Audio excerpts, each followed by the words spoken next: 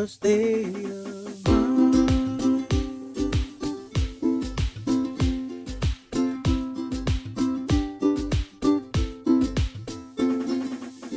When you're with family, you feel the aloha. When you're with friends, you feel the aloha. When you're on the beach, the sun's your aloha.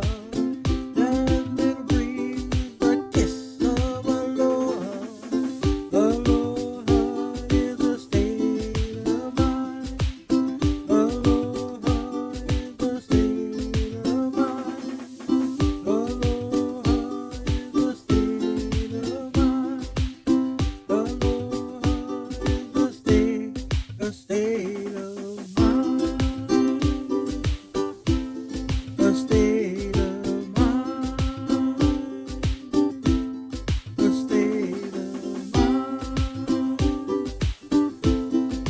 state of mind.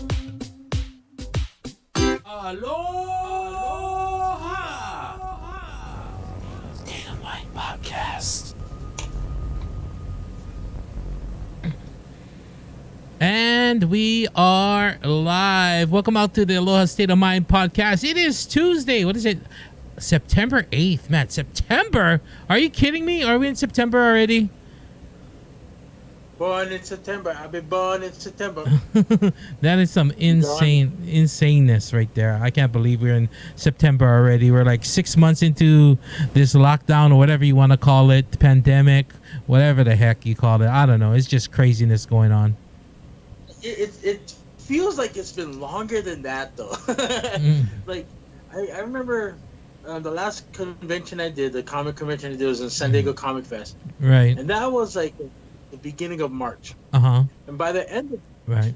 or beginning of April, that's when they started doing the shutdown.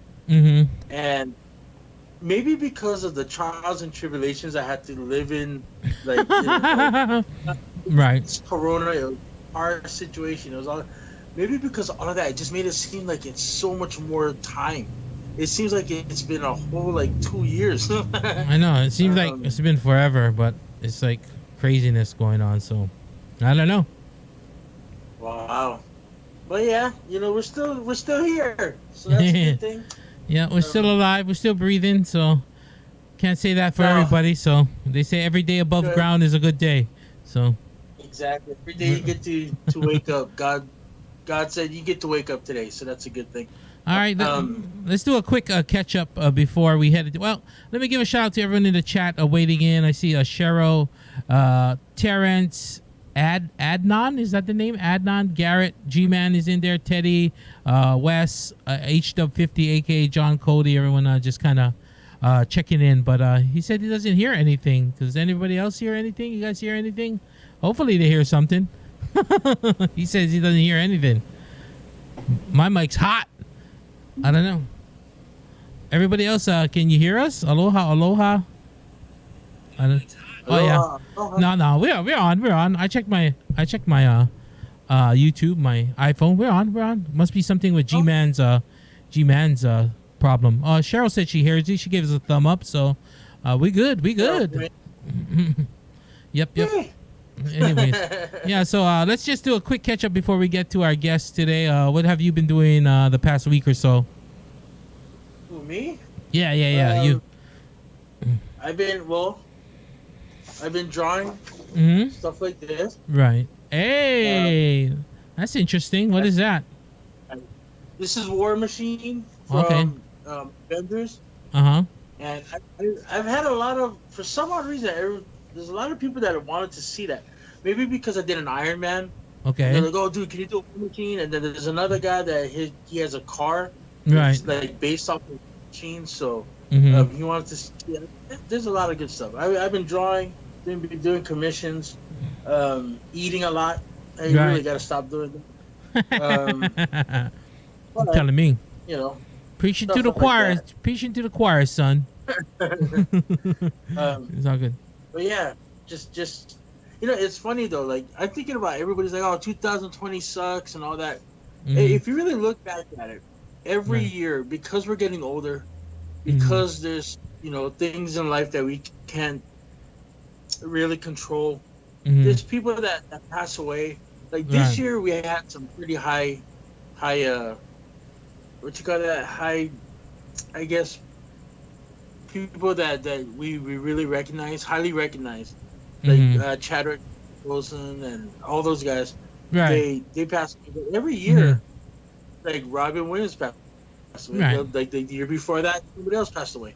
Um, so 2020, other than the Corona thing, which is a big, huge thing, Right. it's kind of horrible to be honest with you. Well, Like with if you the look at, yeah, yeah, with the celebrity deaths and all that kind of stuff, that's going to happen every year as people get older. People going to die. You know what I mean? It's a circle of life. But I think everyone's talking about like the corona, then the riots, and then now the fires. So it's just kind of the deaths are like common. You know what I mean? People get older. People don't take care of themselves. You know, whatever the case may be. People going to die. That's inevitable. But like I think all the the pandemic, yeah, it's all the other things added on top of that that makes it seem like make those deaths seem worse than they really. Well, I wouldn't say worse than they really are because anybody dying is a bad thing. I don't want to belittle that or anything like that. But you know what I'm saying. It just adds to it just compiles on. yeah, it just adds you know, to the fire, more gas to the fire, pun intended. Like you're trying to get through one thing, and then some like the next wave hits you. Right, And right. I survived that wave. The next wave hit you. Yeah, it's been crazy. Like, yeah, especially like you live kind of close to one of the wildfires right now, dude. Did you hear why this wildfire in California started? Oh, they said it was some kind of gender reveal kind of thing. Like they did some kind of firework, and like now it burns Yeah. like thousands of acres. It's like insane. Like I wonder what like do they pay a fine or like go to jail for that? There must be some kind of repercussions for it. There has to be, dude, because if not, then people are gonna keep doing this. No offense to the gender reveal people that have done it already. Yeah. Stop the trend. Like Yeah. all you're doing is being extra. You're trying to be the Ace family. You Hmm. know what I mean? Like just stop with this gender reveal stuff. Nobody else cares but you. Yeah, Like, you we could, just care if the baby comes out healthy. You know what I mean? yeah, do So- some balloons with some dust, some simple things like an egg. You don't have to do like fire like pyrotechnics. You're not like a freaking certified person to light fireworks at freaking Sand Island or wherever the hell they have it now, Aloha Tower. You're not a pyrotechnic. Stop. Like stop it. Anything to do with fire and like blowing stuff up, don't do it. Mhm. Have a cake, cut into the cake, whatever color it is on the inside, yes. Mhm. But you don't need pyrotechnics. They trying to be all Instagram famous and all that. Mhm. Stop it. Yeah. You're burning down thousands of acres. I wonder. I So- know they said it was a gender reveal thing. Did they film it? Was it like a live thing? Like, was it I posted think- somewhere? I have okay. So the gender reveal thing, everybody films theirs, Uh-huh. right? Right. But I'm thinking there's footage out there, but they haven't released it Okay. because people in there that other people have retribution. They're like, "Bro, we're gonna knock this frickers out." Right. You know what I Right. mean? Yeah. That Um, probably led to like deaths. You know what I mean? I don't know. I haven't kept up with the news. I try and not read the news. I try and stay ignorant when it comes to natural disasters and anything that's gonna make me have anxiety. So I just choose to ignore it. What they say, ignorance is yeah. bliss. Ignorance is bliss. I go to Yahoo every day, just once a day, Mhm. just to see the headlines. If we're gonna get the stimulus check, if Donald Trump, we do all that stuff. But other than that, like I don't care what Kim Kardashian. Kim Kardashian came out today and said that they're gonna stop doing the Keep Up with the Kardashians. Who cares? Yeah, exactly. Like That's not news. but then again, there's other people that use it as a pet. What you call that? God, what is it called, man? I don't know what you're trying to say. Guilty pleasure. It's a guilty, Guilty pleasure. Oh yeah. Like, even my mom watches the Kardashian show. That's what she calls it. Hey, I like that Kardashian show. It's a, But I get it. Celebrities. Yeah, they're interesting because they're people that you see on movies and all that. But Right. Kardashians never did anything, so yeah, I don't know. They're infamous. I mean, Right. or unfamous. I wish they were. Anyways, Well, hopefully but they can stop production. So yeah, for Anyway, me, we'll see. yeah, I'm just like before you asked me. For me, I'm just trying to stay cool. The heat was like today. It's like 77, 8ish degrees. 2 days ago, 115. So you're talking about like a 35-degree difference from yesterday and the day before today. So that it's been crazy. It's been hella crazy over here. So with the heat and just trying to just keep cool and not dehydrate myself like a raisin and not die. I don't really drink Try a not to lot of die. tea, So Yeah. I mean, especially like you don't drink a lot of water too much. I think you've been starting to because of the diet and exercise.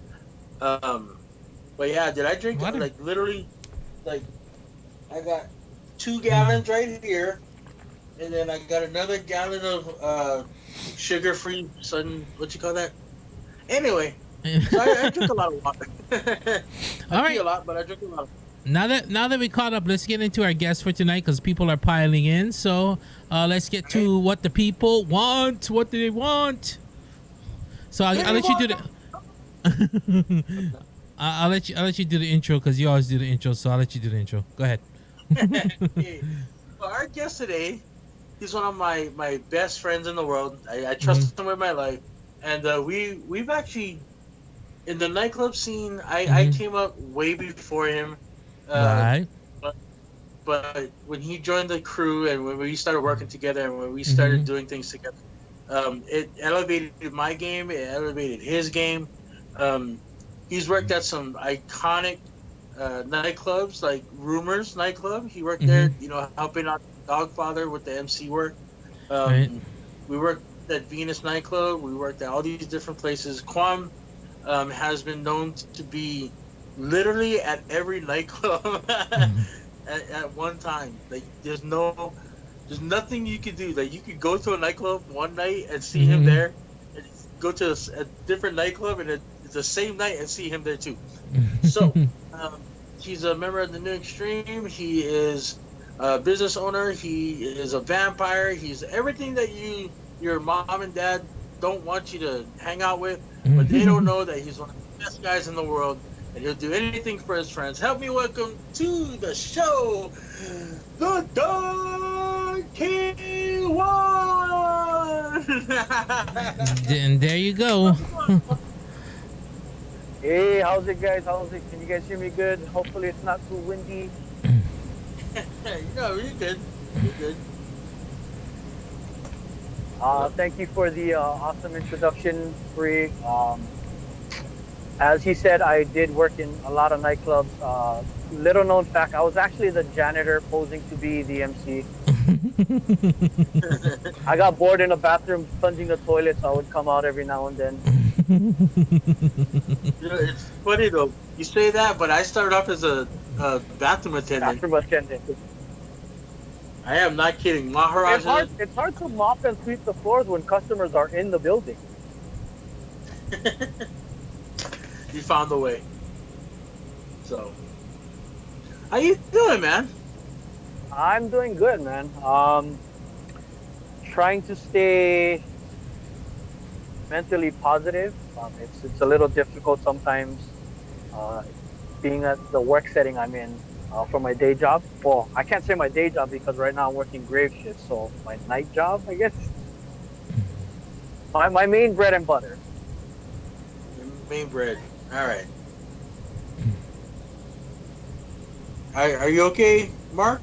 Oh yeah, Hey, can you hear us? Yeah, I'm just doing the tech stuff. You know what I'm saying? Got to make sure the stream is It's always. operating the thing. The conductor. La la la la. See, I'm normally on the other end watching the video stream, and this is what it's like to watch Mark just sit there in real life. Yeah, I'm just trying to make sure everything's. I'm just trying to make sure everything's running correctly. Every time we have someone Skype in, I don't know, it just always. And yes, it seems to 720. I did dance at Venus, but it wasn't Saturday nights. It was usually Tuesday or Thursday nights when me and Free would do lip sync stuffs. I can see the chat, buddy. I can see the chat. No shooing. I have my tablet on the side so I can read the chat. Yeah, you got it all situated. We got to send a shout out to DJ720. DJ EP is logging in on Facebook. Kristen, the Nutty DJ over there in Arizona. Mitch Palooza, Spokane, Washington. John Cody, HW50 is here. And DJ Rude Dog, Rudy, is in the chat on Facebook. He said, yeah, I heard you guys was King Ding a King. I think he means Dingaling dancer for Saturdays. No, actually, it wasn't Saturday. It was Thursday. Oh. We're gonna get into that later because we actually did a couple of great skits, man. But you know that comes in the story of Kwam. Like normally, I guess Mark. God, what is wrong with me today, dude? Like I don't know why I'm so scatterbrained. Have Normally, you been Mark, hydrated, Free? Yes, I have. So Okay, because sometimes dehydration is a sign of brain fog. no, you know what it is? Is that I got so many things like I had to write out the 10 and I had to do this and all that before the podcast. And also, I'm like looking at the chat rooms. I gotta stop looking at the chat because my face goes this way. So That's why I set my tablet over there so I can see it. I was gonna put my phone here so that way I could just look underneath the tripod, but it just wouldn't do it. Anyway, I know Mark is doing some technical stuff over there. Yeah. And normally he does this part, but I wanted to get into the history of Kwan, like where you grew up, what schools you went to, like how'd you grow up, like did you have a silver spoon in your mouth or did you work hard? What's all the jobs you had? Well, not all because you had a ton of jobs. Basically, like how you got into New Extreme, how you met, what are you doing? Basically from then till now, Okay.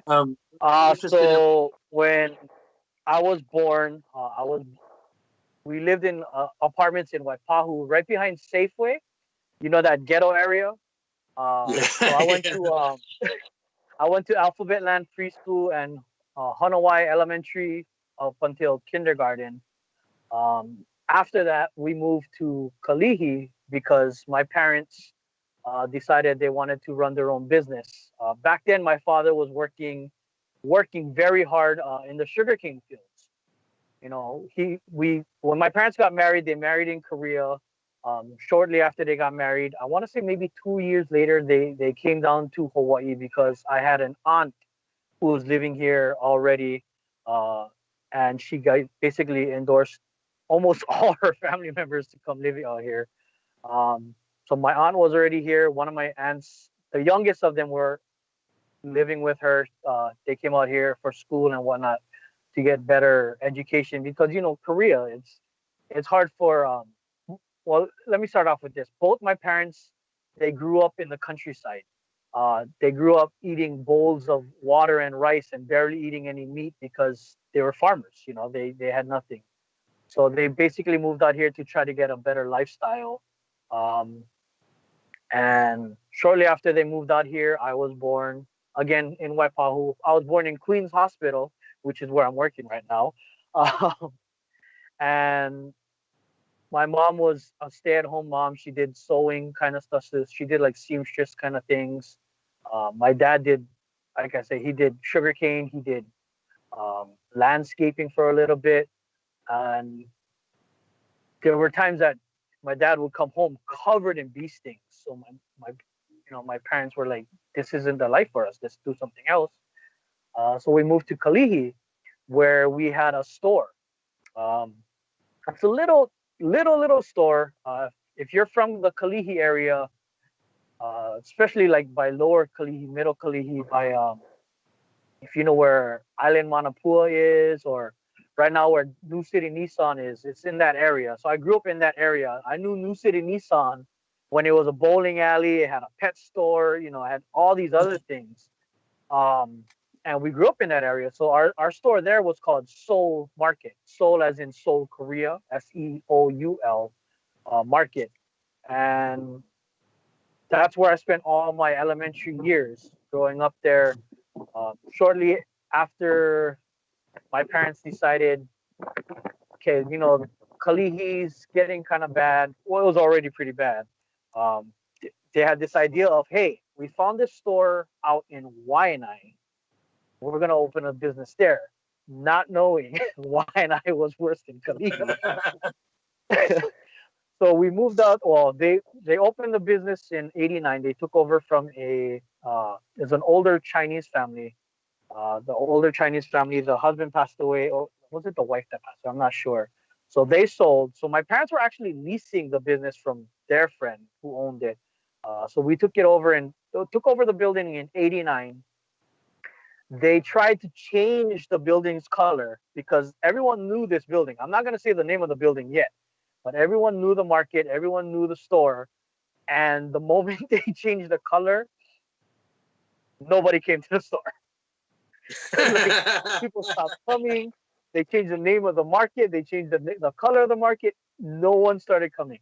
Um, but we were still living in Kalihi at the time when they first took over the business in Waianae. So it was difficult driving back and forth. Then they decided, okay, we'll change it back to the original color. And if you guys are familiar with the 96792 Waianae West Coast area, it is the Miley Pink Market. Uh, Big landmark in Waianae. Everyone uses it as directions. You can't miss it. It's a bright pink building, built pink. I said pink building. Pink. See, this is how nervous I am, guys. There's the big pink building in the middle of nowhere. Like you see houses, houses, houses, pink store, and it was a definite landmark. So we oh, by the way, in elementary years, I went to a small private school in Kali called Saint Anthony's, which is uh, kind of near Ochipusi. Yeah, yeah. And so moving out to Waianae, we still lived in, like, the first year we were out there, we still lived in Kalihi. Traveling back and forth was kind of hard for my parents. And by this time, they had actually sent me to a school in Eva, tiny, tiny little private school. And when I say tiny, I mean my class in seventh grade was 16 people. What's it There's called? a little school called it was a little school called Lanakila Baptist. Lanakila Baptist has Oh, two okay. schools actually. One school is the elementary school, which is next to August Arns Elementary in Waipahu, and the intermediate high school was in Eva, down Renton Road by the sugar mill. Um, so the building we lived in, I mean, our school was in, was basically like an office or something that was for the sugar mill back in the days. Right. So I went out there for seventh grade on. Um, and again, my parents, business in Waianae, we lived in Kalihi. They wanted to move closer. So by this time, I think it was midway through my seventh grade year, we moved to Kunia. My mom had a friend who had a townhouse for rent. So we moved to Kunia. We lived there for probably about, I want to say we lived there for maybe a year and a half, 2 years. 2 years, I think, because ninth grade we moved to Miley, which was a lot closer to our parents' business. And there were times where in intermediate years where we spent the night in the store because you know it'd be hard to drive to Waianae, from Waianae to Kunia, especially for my parents Right. because they would have to open a store in the morning. Um, so like the weekends we'd all sleep at the store because it was a family business. We all worked it. And shortly after, like I said, about maybe a year and a half, 2 years later, we moved to Miley. My parents found a place to rent, um, kind of near. I don't know if you guys are familiar with the wine area. It's called Loving's Liquor at the time, otherwise known as Slides. Now it's known as something else. I don't even know. It's kind of, if you're familiar with Miley, it's 76 gas station, the 7-Eleven. And then St. John's Road. We live between the 7-Eleven and St. John's Road. We call that Filipino Village because a lot of Filipinos lived in that area.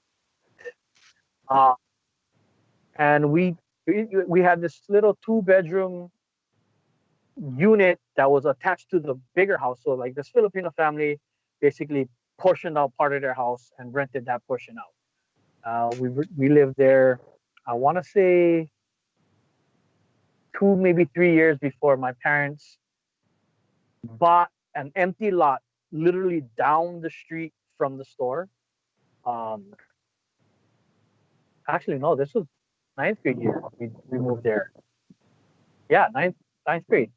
Uh, so oh sorry, ninth grade is when we purchased the land and they started construction on the house. And I remember going to the house and we kids, man, we do stupid stuff and we were like climbing on things and I fell down and conked my head and you know just doing stupid things. But I remember back in the days we would play in that empty lot because it was an empty lot and there used to be pomegranate fruits. That was the first time I ever ate pomegranate, was from that lot. And we did a lot of things there. And sad to say, we no longer own that home. We lived there for a long time. My When we moved to town, my parents were trying to rent it out, and they decided it was better off selling because finding good renters on that side is hard. You don't Right? know how Like, the badly they're property gonna just gets damage the destroyed, house. right? Yeah, and then of course property tax and all that. So uh, we sold the family business in May 2015 because my mom was ready to retire. Um, my dad had retired in 2013 because he was ready, and of course for medical reasons. Um, and I was helping a lot. Well, at that time, that was my primary job, was working with mom and running the store like 7 days a week, running this, me and mom just there 12, 14, 16 hours a day, every day, 7 days a week. And, so she early, I want to say it was probably toward the ending of 2014, early 2015, mom said, by the time of my birthday in May, I'm going to retire. You're going to take over the store. Actually, no, this was around my birthday time because this was before I even started doing the training for phlebotomy, which is what I'm doing now. That's what she told me, and I was like, no. I was like, Mom, this store is our livelihood. It's bought our house. It's paid our mortgages. It's you brought me and my brother up with your own business, but this is not the life for me. Like, you see me every day, Mom. I argue. I want to scrap one of the stupid chronics for stealing or doing stupid stuff inside the store. If you're not here, who's gonna stop me from going to jail? I'm gonna end up in jail. Somebody's gonna die. So, so that's when she kind of like that. Okay. During that whole time from my father retiring, I actually was taking him to a lot of his appointments. And so, for those of you who don't know, my father was diabetic. He still is. I mean, and his he had many health complications where uh, basically he was slowly dying. He had congestive heart failure. He had renal problems. One day we took him to the ER and they discovered his kidneys were functioning at 19%. Um, and the only thing we could do is basically start dialysis treatments on him and whatnot. So, how many years into the future now? 7 years now. My father's still alive, but he has to go to dialysis 3 times a week, 3 to 4 hours a day. So for those of you guys out there, please, please, please make sure you guys stay healthy. If you're diabetic, take your medication. Do whatever you guys can do to try to reverse diabetes. I myself, I am diabetic, which is one of the reasons why I kind of did the lifestyle change and I started trying to lose weight, um, which I'm doing intermittent fasting. Um, I was thinking of doing keto, but dude, I'm Korean. I need my rice. I need my noodles. I need my jjajangmyeon and my kimchi fried rice and whatnot. So, uh, a lot of other people have told me about intermittent fasting. I heard about it way before I started doing it, and One day I decided to ask my endocrinologist, which is my diabetes doctor, um, about it. And she's like, you know what? I think this would work for you. Um, so I've been on it.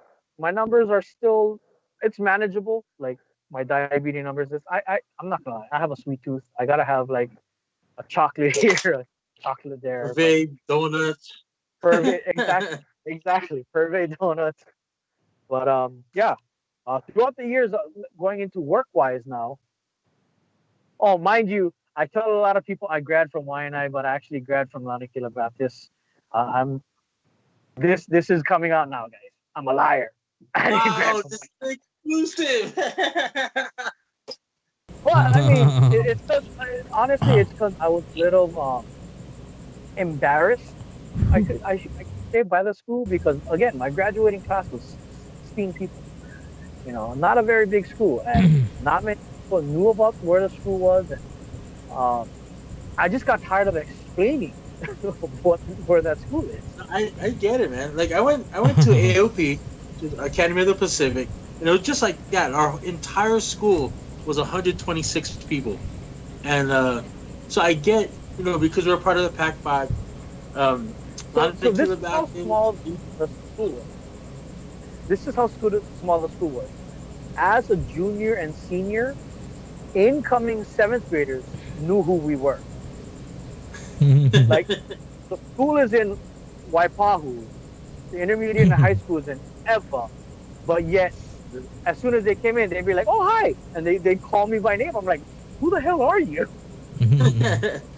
Well, I'm going to say this right now. You should be proud to go to Lanakila Baptist. No, Like, just and like, they've come a long way actually. They are now yes, part of the they have a Pac-5. great program. So sports-wise, they're Great part of Pac-5. education.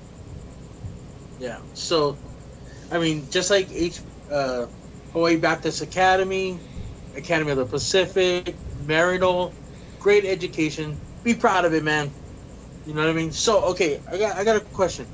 All this happened. When did your dad put a hole in a turtle so you wouldn't run away? We'll get back to that. We'll get back to that. So let's dive into it right now. Okay, so we had a koi pond at our house in Maili, and the koi pond was a huge koi pond, beautiful. We had like 8 kois, huge kois too, like huge. Um, and one day, actually, that the turtle with the hole in the shell was probably the second turtle we ever had. That and the reason why we had these turtles is my dad was an avid golfer. He would go golfing and he would find these turtles at the golf course and bring them home. So after the first turtle died because actually we don't know what happened to that turtle. It got out of the pond. It got out of the fence because our fence was an open fence. It was just like kind of like this kind of style where it was big pukas, right? He came back home with years later. He came back home with another turtle, and that turtle too would like get around and get out of the pond. So he would tie a rope around the leg, and then one day he noticed the leg started to have like a sore. So he's like got out his drill and drilled a puka in the corner part of the turtle shell where it wasn't. If you know turtle shells, they're not like this. There's usually like a little ledge, Yeah, like like a little lip. so he drilled a hole through the little lip and tried to swim through that. And that turtle lived, fairly long. And one day, that turtle wrapped itself around a tree and couldn't get into the pond and died from basically baking itself in the Waianae sun. Oh my I, I remember that Hold story. on. It's the day I met you. I remember like back in the days, we were all talking story in the Venus VIP room. And we're just telling stupid stories of like what our parents used to do and how we used to get whoopings and all that. And all of a sudden, like Jackson's like, dude, tell us the turtle story. And I was thinking, Brad, what turtle story? and then turns out to be you, your dad drilled a hole in a turtle. Okay, I just saying that to me that's hilarious. Well, anyway, getting back to it, so It's now, hilarious to me too. so you grew up and in different places around the island. Then you ended up in mining, um, and then now you're living in town.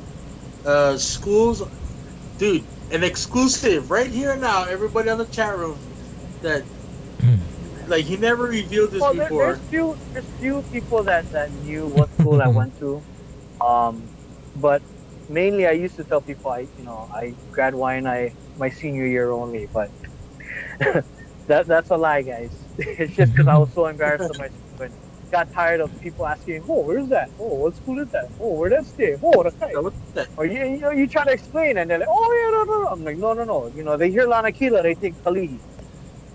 Right, right. Okay. And Nothing wrong so, with Kalihi. I'm a Kalihi boy too. So. well, let's get into like how you became a New Extreme member, because New Extreme has been a part of our lives, both you and I, for a long time now. And again, it's getting back to the schools, and you're graduating from high school and going into college.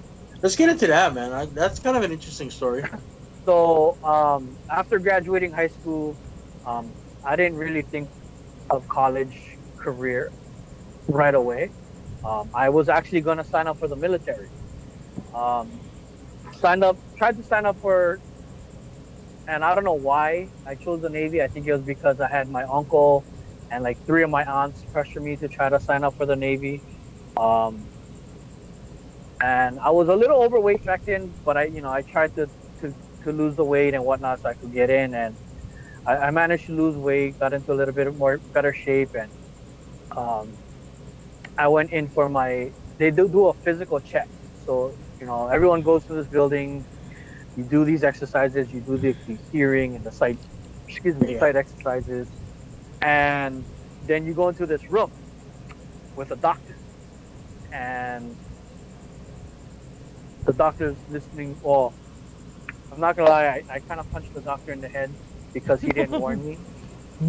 All I heard was, "Okay, pull your pants down and bend over," and I feel fingers on my butthole. I'm like, "What the fuck?" So I hit the doctor. He's like, "Dude," he goes, "Dude, my fault. I should have explained what I was doing.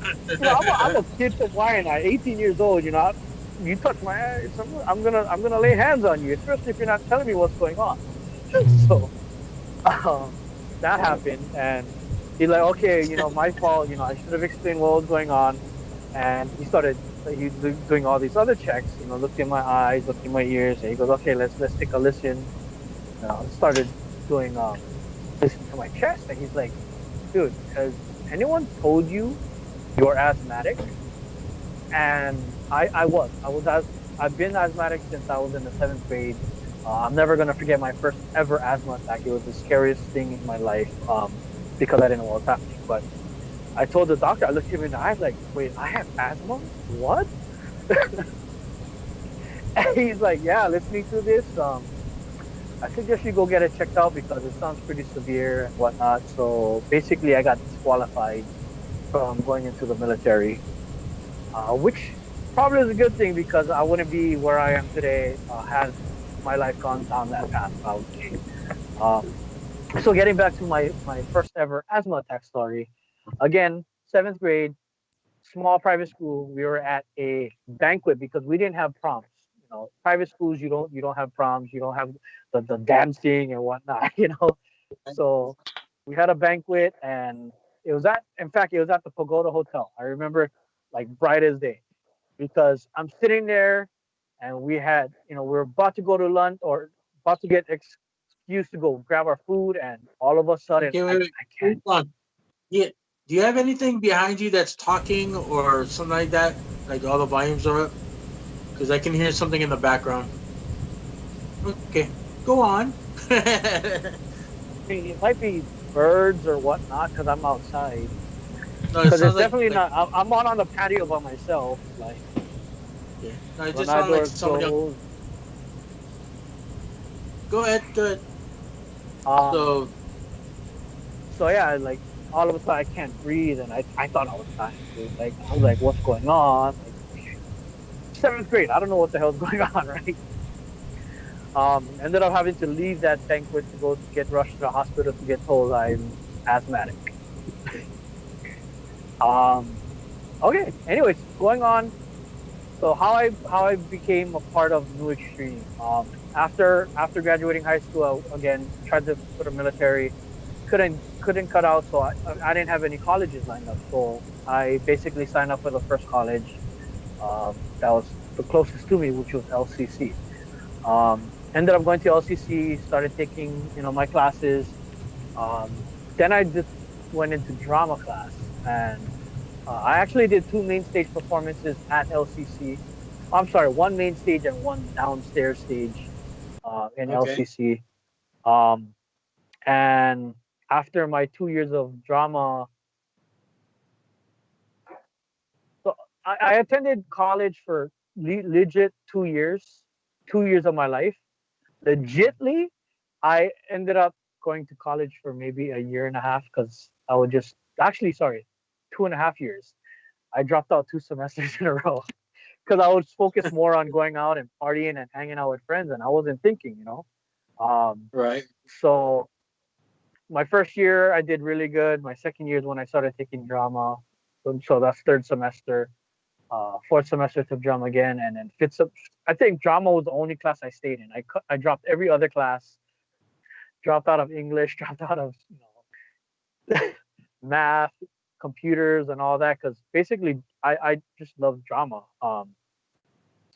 I've always kind of been not that kind of drama. I mean like performance wise. Yeah, yeah. Uh, I even took backstage, drama performance, basically where you learn all the things that go behind the scenes on stage and whatnot. Um, and after that, the following year, which would have been my fifth semester, I was the TA for the drama class because Paul Cravath, um, every now and then he would have other people come in to help him out, and like he would have me come in and help out with the class and run the soundboard and lighting board um, for like the in class skits that they would do. Um, and that's when, so 98 was the first time I did it. 99 I did it again.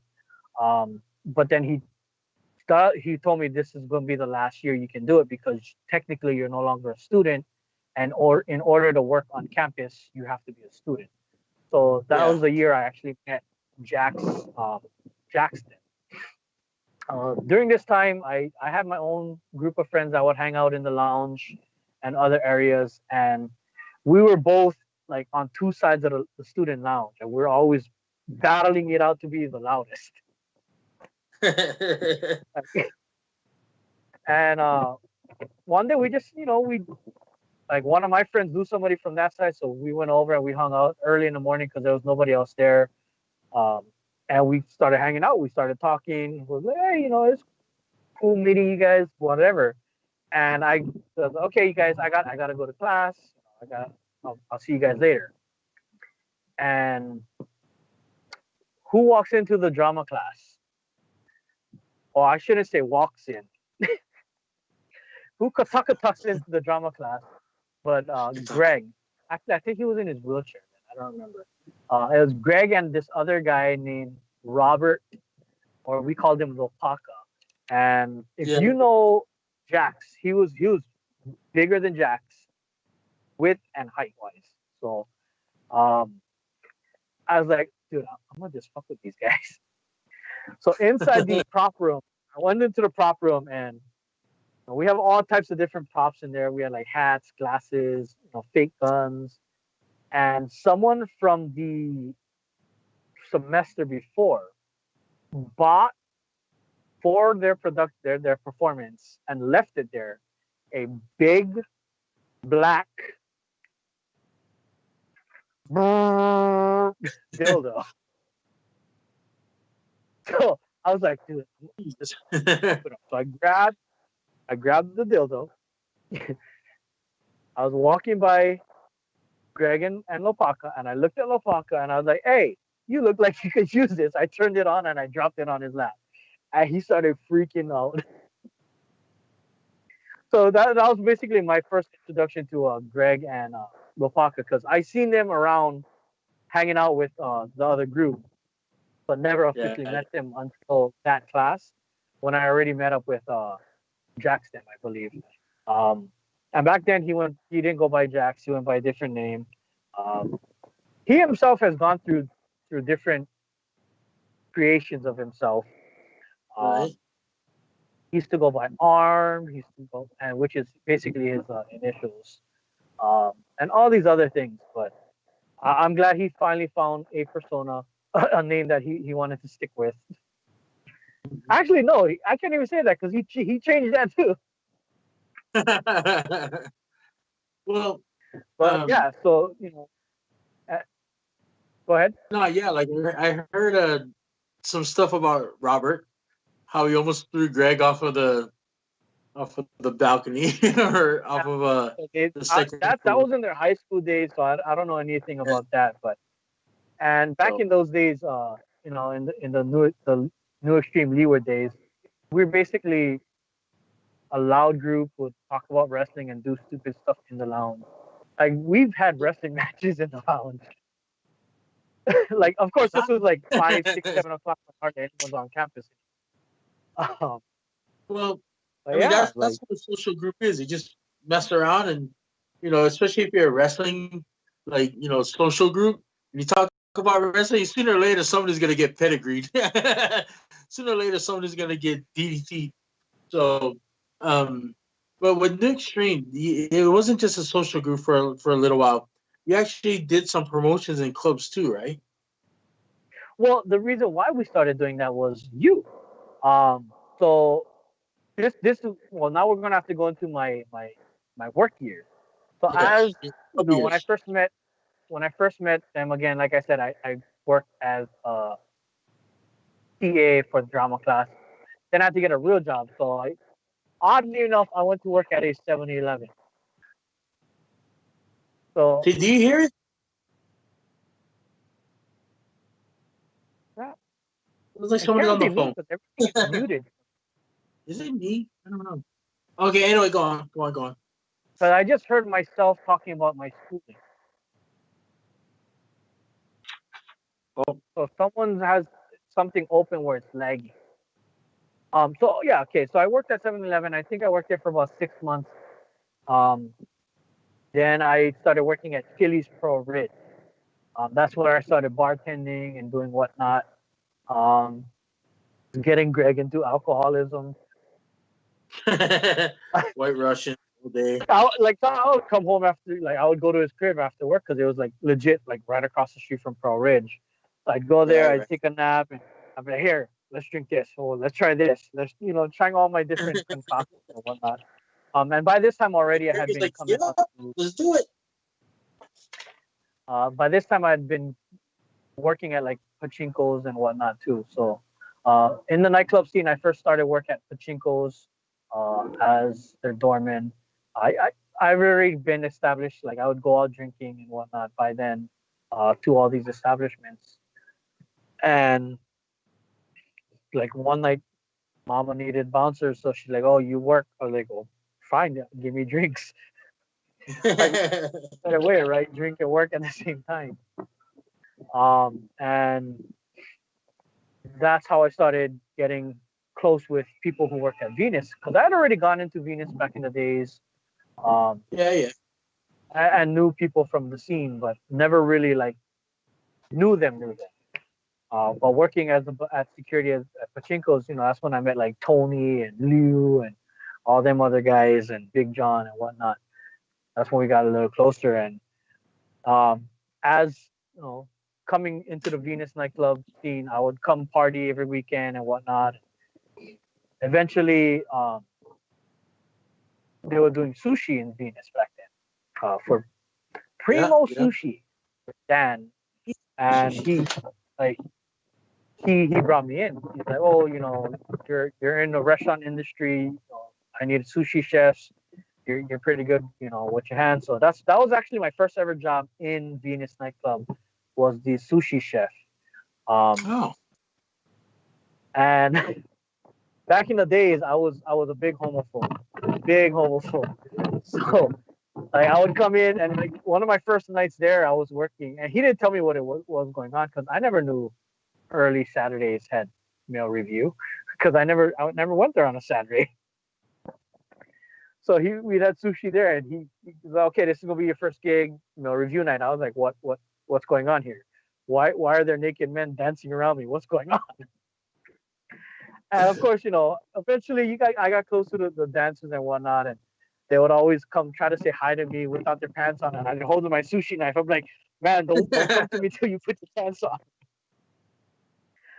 And then so eventually I worked more and more nights at Venus as a sushi chef, um, and basically kind of left Primo Sushi because Darren wanted to do things, and he made all these plans with me, telling me that he's gonna break off from what was the sushi company they were with back then?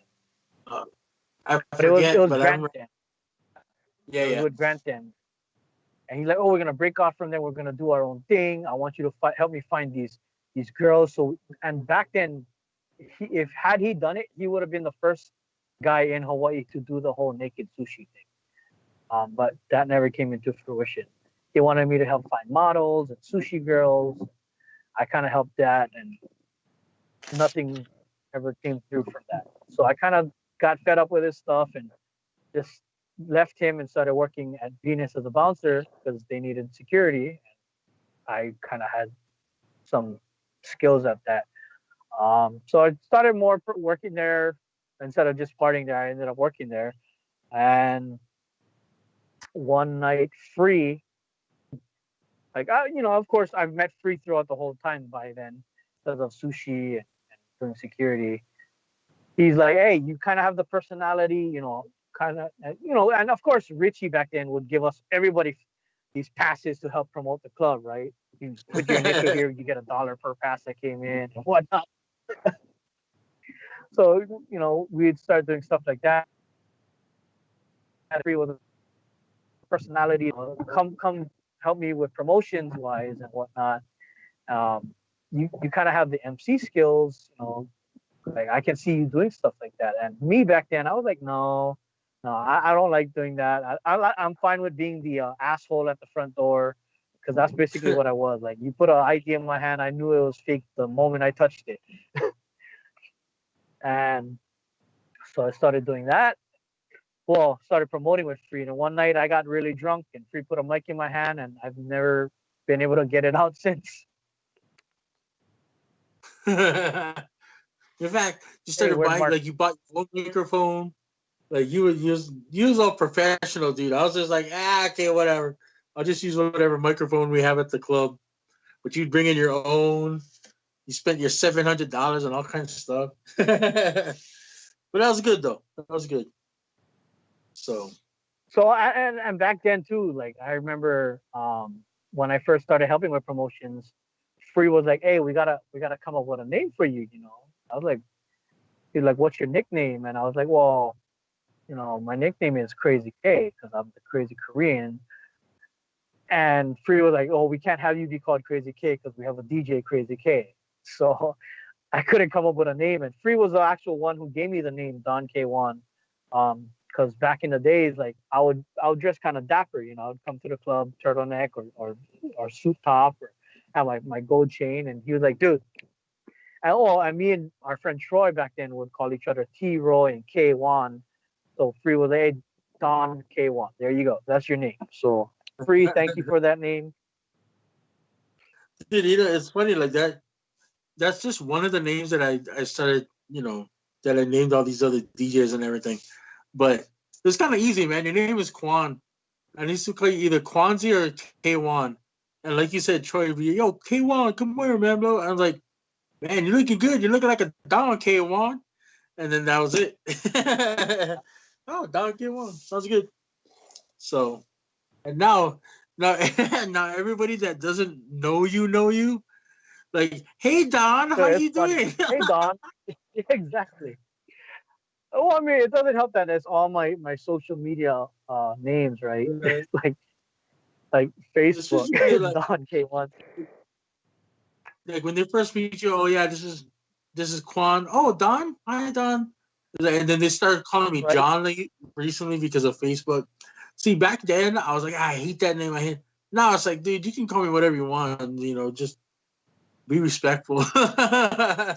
So, okay, go on. So, um, you started working at Venus, but what other clubs have you worked at though, or like have you MC'd at? Um, so back then I would hop on the mic at like Blue Zebras every now and then because Mike Scalaro would tell me jump on, and then I would Mike have to go work Sklar. at Venus. I would have to go work at Venus right after, and I've jumped on the mic and worked events at like Rain nightclub, uh, Pipeline. One club I never did jump on the mic was Worlds. I would love to have jumped on the mic at Worlds, but that never happened. Um, worked at worked events at not Maharaj Zanzibar. Actually, no. I'm sorry. When they did the Maharaja in the hotel, years later, when they turned that ballroom, like when Peter Maharaja started doing that, I did work Right, one right. night there. Um, what else? Blue Zebras, Oceans 808, M nightclub, um, Lotus or W. Um, for to me, I always said it would be easier for me to name clubs I didn't work a night than it would be for me to actually name Well, all the clubs I worked. like probably one of the most interesting clubs that you worked at, and I there's a lineage there that is very prestigious, and I was fortunate enough to get in. I did, I was like their, I wasn't their head DJ, I was their main DJ. I was doing the private events during the day. I was doing like opening shift before Dogfather would go on. I'd do on air shifts for 93.1. Um, was at Rumors nightclub. Rumors And I know nightclub. that you MC there. Yeah, I know you MC there, and you were there for the last day that they were open. How was that like? Well, the last day I was there opening, I wasn't even employed there. Technically, I was never really employed there. I would just come in to help Dogfather out because he would ask me, he's like, hey, if I can throw you some money here and there, fine, that's good. And to me, it's like I didn't care. For me, Right? it wasn't about pay. It was about the camaraderie of working with good people, and having the best energy. And out of all the clubs I've ever worked at, I will say, and I say this to this very day, Rumors nightclub was by far, hands down, the best experience working in a club ever, because the employees were super chill, the clients were super chill. Dude, I had people buy me shots all night just because. Like the last night, like we were basically like all the regulars, like they haven't seen me in a long time. They would come up to me, oh my god, long time no see, and we were crying because that was legit the last time we'd probably see each other, because we were never going to see each other again. Right? Because other than the club, you don't really see them outside in the real world. Right. Um, but yeah, dude, I gotta admit, like, I mean, I've had a falling out with Rumors, but um, well, one of the guys at Rumors. Other than that, uh, it was a great experience. You can say that you got to MC and DJ. Well, not DJ, but MC at one of the most recognizable clubs ever. Recognized names. Yep. Yeah. Um. So I was looking through your Facebook and like the pictures of the last day, and the guy was like, "Save rumors," and I was thinking to myself, if you're gonna have a sign that says "Save rumors," at least spell the name right. Right, because he spelled it like a regular rumor without the U. Yeah, He spelled it like ROUMORS, but Rumors nightclub is RUMOURS. it is something. So he But spelled yeah, it like you're spreading rumors. yeah, like I'm like it. Rumors. The name is a French or English spelling name instead of the American style. And he had the American style. I was like, Olympics, oh my god! all equal. Like it's just one of those things that, like, when you have OCD, that just tweaks you. But yeah, so I wish I could have been there for that. I was already here in Vegas, but yeah, that was a great place. Um, so so outside of the, let me ask you. Okay, so you're in the nightclub scene for a while, and you got a really good name in there. You know, basically legendary. Anybody that says, "Oh yeah, you know Kwan or Don K. Wan," they're like, "Yeah, dude, you used to work at name any club. You used to work at any." Um, Dude, what what made is funny is because of my job now, I've had people look at me like this guy looks Yeah, I know you familiar, guys. and so for those of you who don't know, now I actually work for Diagnostic Laboratory Services, where I'm a phlebotomist. I've been doing that. What? January will be 5 years. What do you call it technically? Because I call you vampire. Phlebotomist. What do you call it? Oh, okay. So and I've had people come in and they kind of recognize my face, but it's kind of different because I don't have a hat on. I don't have a hat on. I look different without a hat. Everyone knows me because of the iconic hat. And like there were times where I drew people and they're like, "Wait, you work at the clubs?" And I'd be like, "Oh yeah, I used to do that a lot." And they tell me, "Oh, when I first saw you, I was super scared because I was thinking you were like out drinking the night before." I was like, "No, no, that part of me is long gone. If I have to work in the mornings or the next day, I'm definitely not going out about drinking. I may go out, but I'm not going to drink." Right. Oh, Yes, yes, okay. parents. I No, and no by the way, offense. I parents, saw. I've never had a braid. A lot of people will say I had a braid. I never once braided my hair. No, you had 5 or 6 links, like the rubber bands, Rubber but bands. never a break. Yep. So yeah, okay. If I gotta admit, dude, if I saw you come in and you're about to take my blood, and I knew you're from the club, I'd be like, okay, is he drunk? Is he still kind of hangover? But after that, I'd be like, nah, he's a professional. But at the same time, I look at you like, yeah, he's just gonna jab a needle into me as much times as he needs to. He's not gonna be gentle. But I I just and saw a I've recent. drawn a lot of friends that I knew from the club scene. Like there's people that have come in. They're like, wait, you're doing what? Wait, what? But I just saw videos of you drawing blood, and you look like you're a very gentle vampire, man. Like for me, I gotta And use the. so because of my size, and I'm a fairly large guy. I'm 5'11". Now last time I checked, I was 209. Um, so a lot of people, because I'm a big dude, they think I'm gonna be rough. Um, and I've gotten, oh my god, that is like the most gentlest poke I've ever had. Like I never felt a thing. Like I get that kind of a lot. They tell me straight up, when I first saw you, I thought you were gonna like manhandle the crap out of me. Right? I thought you were just gonna jab him in and just swirl it around. But see, the reason why I do that, or I'm fairly gentle, is again I went to schooling for this. There was a school. There was two schools locations. It's called Hawaii Medical Training Center. Now there's only one because the main owner sold the company to somebody and he moved to the mainland. So the two locations were in Kalihi and Waipahu. Now it's only in Waipahu. I mean, sorry, Kalihi. But when I went to schooling, I took the course in Waipahu.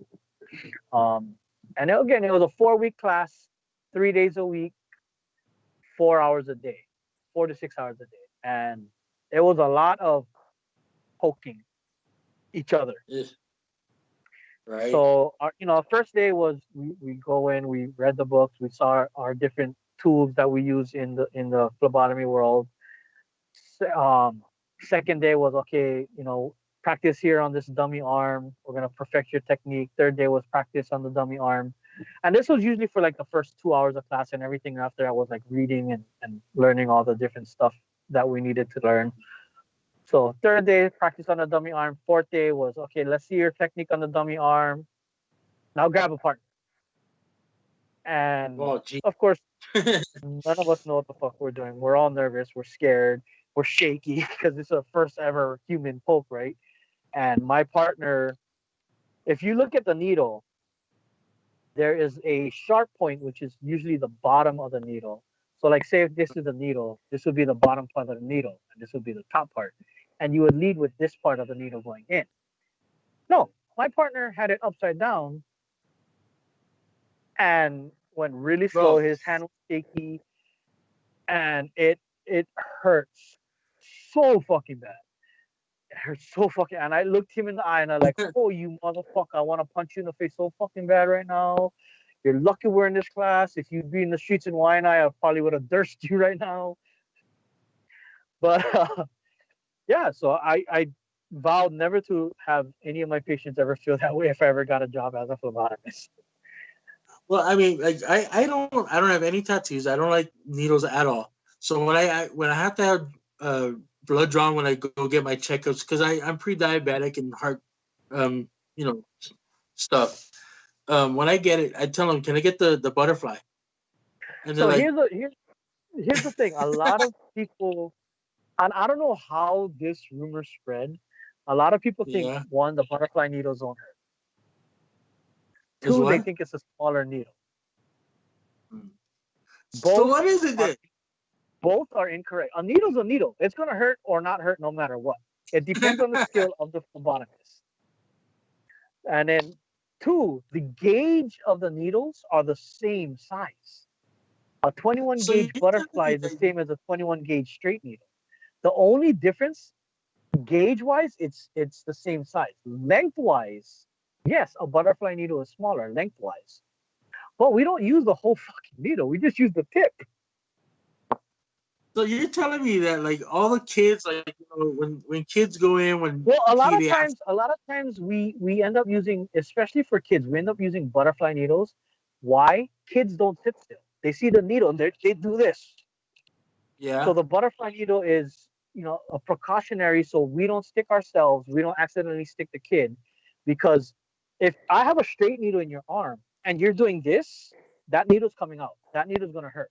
Whereas the butterfly needle has a tubing, so if they move their arm, at least you can, kind of Flex a follow little the bit. tube. Yeah. I didn't know that, dude. You're killing me. I felt so good. I was like, "Can I get butterfly?" Oh yeah, no, this doesn't hurt at all. Yeah, no. So And it honestly it depends on the skill of the phlebotomist. Because I remember one time this lady told me she hates butterflies because it always hurts.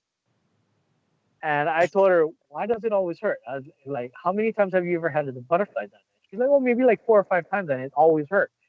And I asked her, was it always from the same person? And she's like, yes. I'm like, well, that person sucks. Geez, now I know, dude. It's an inside thing. I thought butterfly just meant that the gauge is smaller so that kids don't.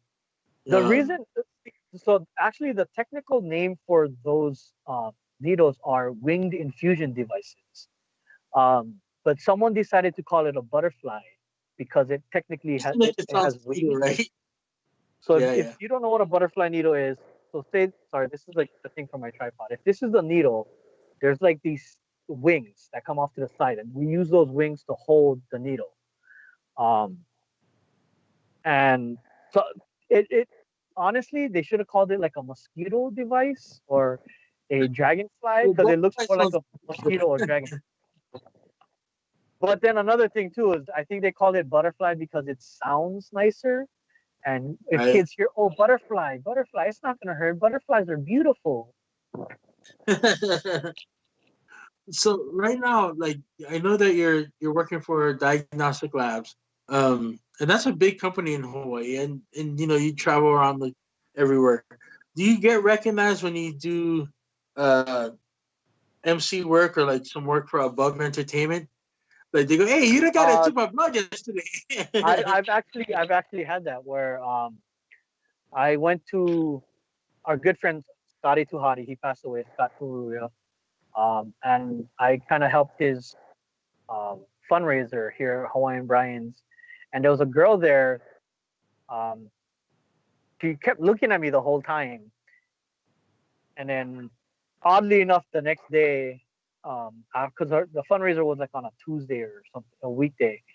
Oddly enough, um, the next day she got blood work done, and she's like, "Hey, were you at Scotty's fundraiser?" I was like, "Yeah." She's like, "I thought you looked so familiar." Like, I couldn't put, of course, out of sight, out of mind, right? Different scenario. You're not gonna think who that is. You're just gonna Right. think, "Oh, that guy looks familiar from somewhere. Where do I know that person?" Well, like Jackson in the chat room, and Terrence was like, "I hate needles," and Jackson's like, "I don't know. I get poked every 2 weeks or every 2 to 4 weeks because Jack he Jack gets don't poked every 2 to 4 weeks because he donates plasma and blood. So, by the way, are guys, if those you needles. guys, those needles are huge. Those, I'm not gonna lie. When I went to schooling, they showed us the needles we use for everyday blood draws, which are Yeah. 21, 23, 25, up to 25 gauge. 25, and mind you, the bigger the number, the smaller the needle. So if you hear 25 gauge, it's actually the smallest needle we use. Okay. And there's 21 gauge, which is your standard needle. Um, but blood bank, because they have to take so much blood out in such a fast period of time, they use a 16 gauge needle. Holy crap. So when I was going to school again, they're like, okay, so this is everyday needles we use for blood draws. This is what they use in the blood bank. And I looked at the teacher and I was like, that's not a needle. And he was like, what do you mean? I was like, that's a boba straw. Like if you look at it like in a needle perspective, it's a boba straw, dude. It's huge. Like I was like, bro, that's a PVC pipe. Hell no. um, but yeah, to all the people that donate blood, I gotta hand it to you guys. I mean, you take one for the Yes. team, and And if yeah. if you do not currently donate blood, I suggest I I don't suggest, but I beg you, please do. You could save a life. You have no idea how much times your blood could save a life. On an average in a hospital in the ER settings, we get anywhere from 30 to 40 trauma calls a day. And for trauma calls, we need blood. So, Yeah. you know, so please do go out if you're able to. If you have no health complications, please donate. So, I mean, Jackson and a whole bunch of other people like Rona, they do it all the time. So thank you so much for everybody doing that. Mark, how you doing, Mark? It's not even a two-man conversation over here. I'm just a fly on the wall, man. I'm trying to just maintain the ship here from crashing. So I'm just flying the plane. People are saying that there's lags and all that, but then other people are like, no, it's just fine. So Yeah, I think I it's don't think. a little with the stream. I think the server is not on our end, but on the restream server, I think might be a little slow. So we're getting some frame dropouts, which is causing probably the little lag everyone's experiencing. So nothing I can do with that right now. So just grin and bear with us. I feel like we're just having a conversation. You have any questions for him, or? Oh no, I was just like I said, I'm just fly on the wall, just listening. So, just enjoying the story. That's like I said, when we have these interviews, it's so much easier because all we do is ask a question and let the person go, and we just learn. You know what I mean? We just learn about the person. So that's a great thing. I gotta admit, like guys like Quan, James Cole, Lanai, like we're all MCs and entertainers. So we know that dead air is bad. We all know that there's a story to be told, so we just got to get to it. And so it's actually a very easy interview when you got somebody like Quan that just he knows his story. You know what I mean? Quan, let's talk a little bit more about how you got involved with Above Entertainment, because Above Entertainment is owned by Wes, and I don't know what his wife's name is. Julie. Julie.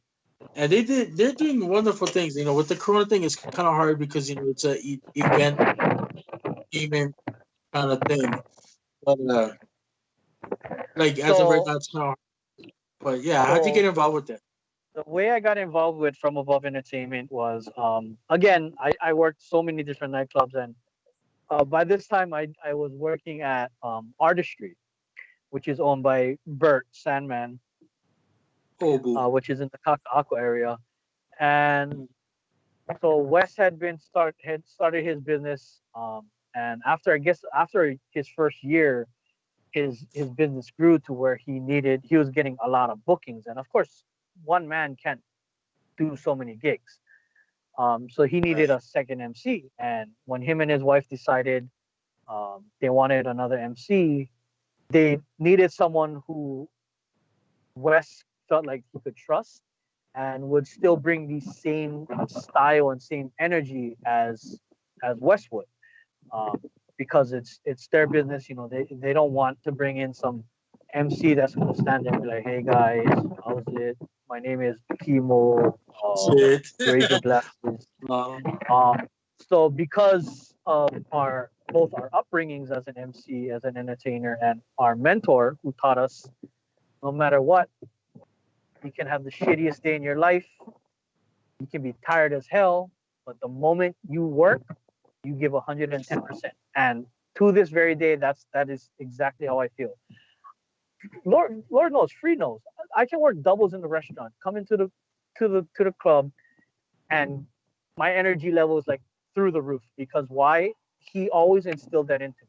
He's like, dude, you can't talk like you're going to sleep. You have to project. The crowd, their energy feeds off of your energy. The DJ can be playing the most hype music in the world, but if you're not hyped with it, the crowd's not gonna feel it. So, he instilled that into me. So I don't care if I'm emceeing for a party of 5 or a party of 5,000.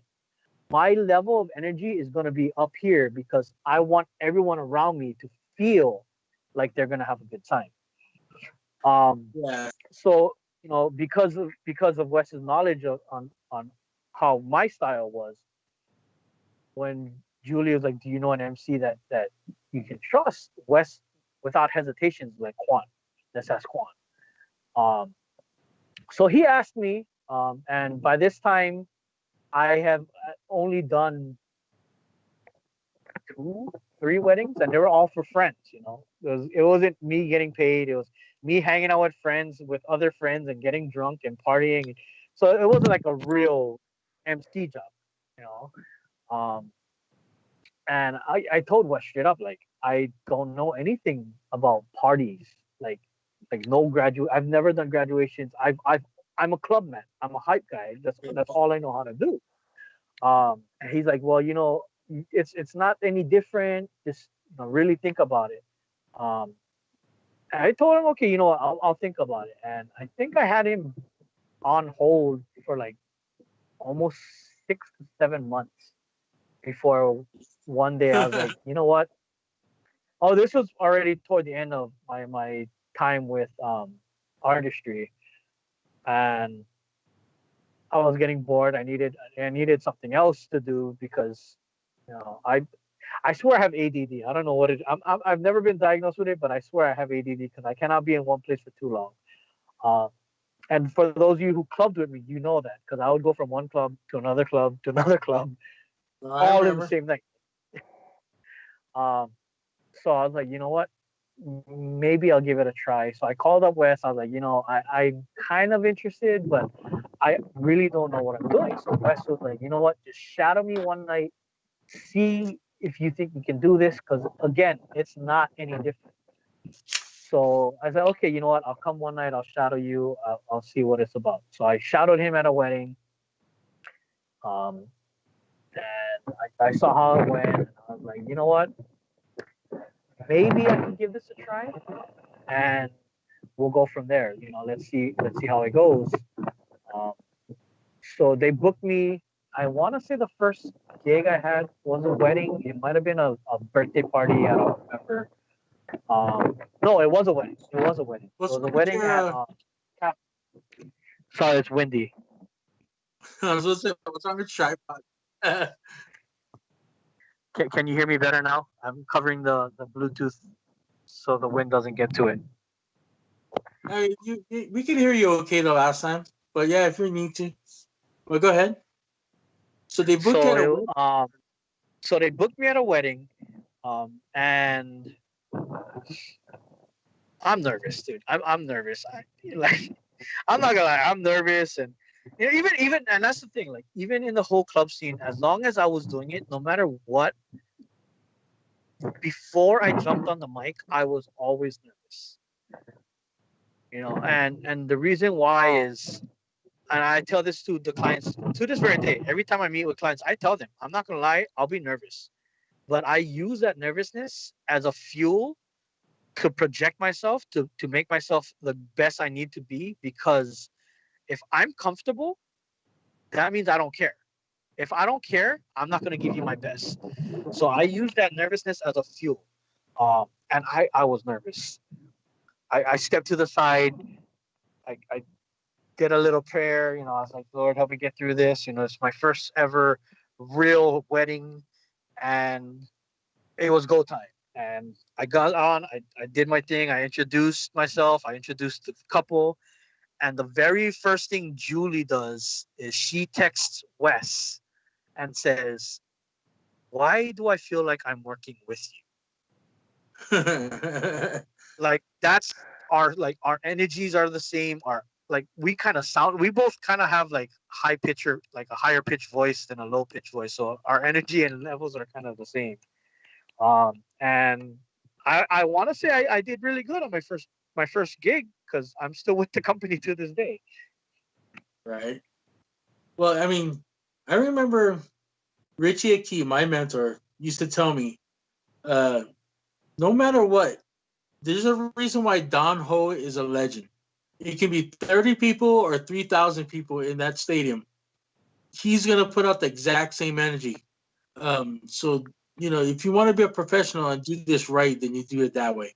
And I guess I actually taught, well, I hate to say it, but I taught you, I taught C3, I taught Wes, I taught Elliot, I taught Even Brandon. even my work ethic wise, I've always been that way. Work ethic. I've always been one to, if I'm working something, I always give it my all. I always go above and beyond to do what I need to do. Because why?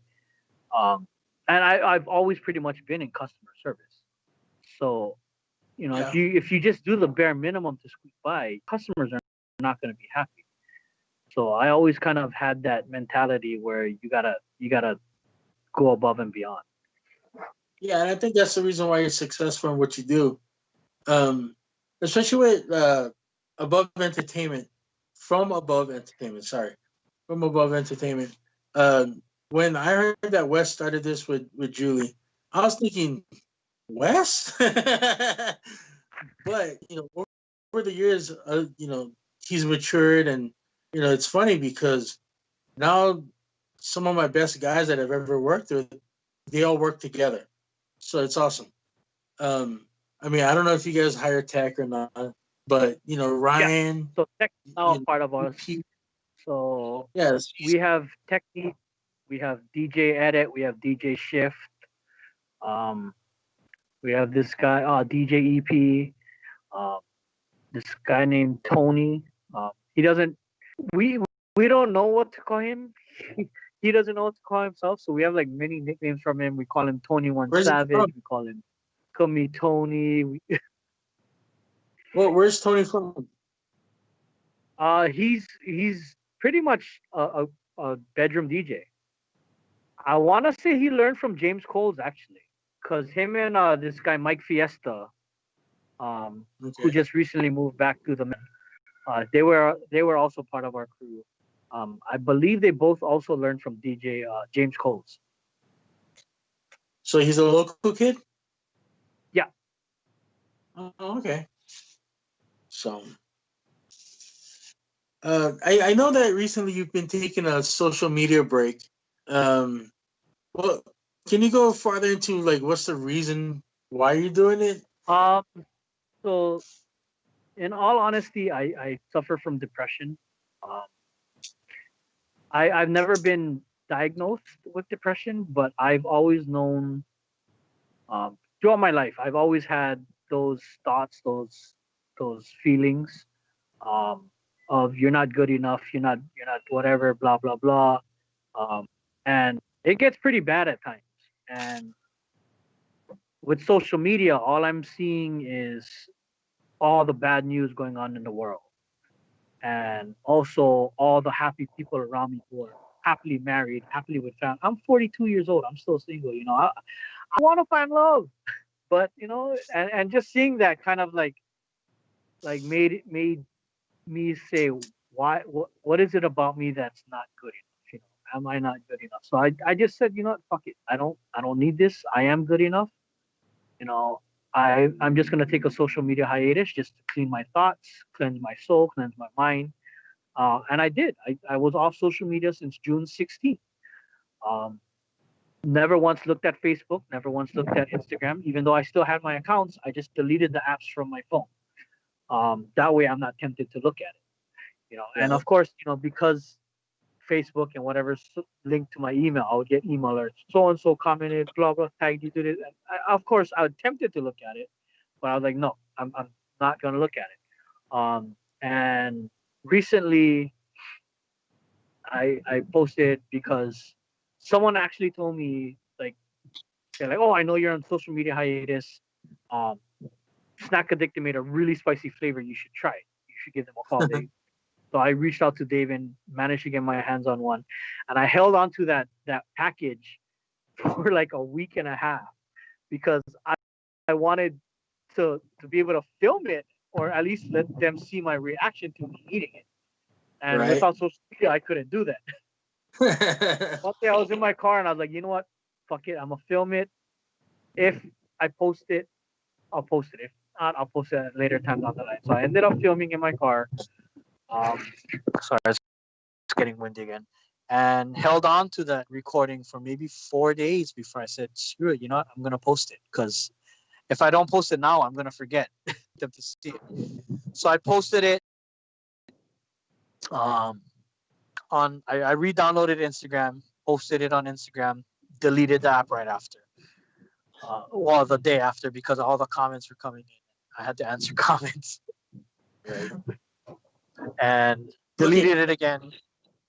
Now getting back to it. Okay, you said you wanted to find love. Now you have options, and you go to church, and the reason, see, again, you say no, but you want somebody that believes in your faith. You want somebody that, but you go to a Korean church and And you don't want to so date a Korean girl. my church, even though it's a Korean church, I go to the English ministry.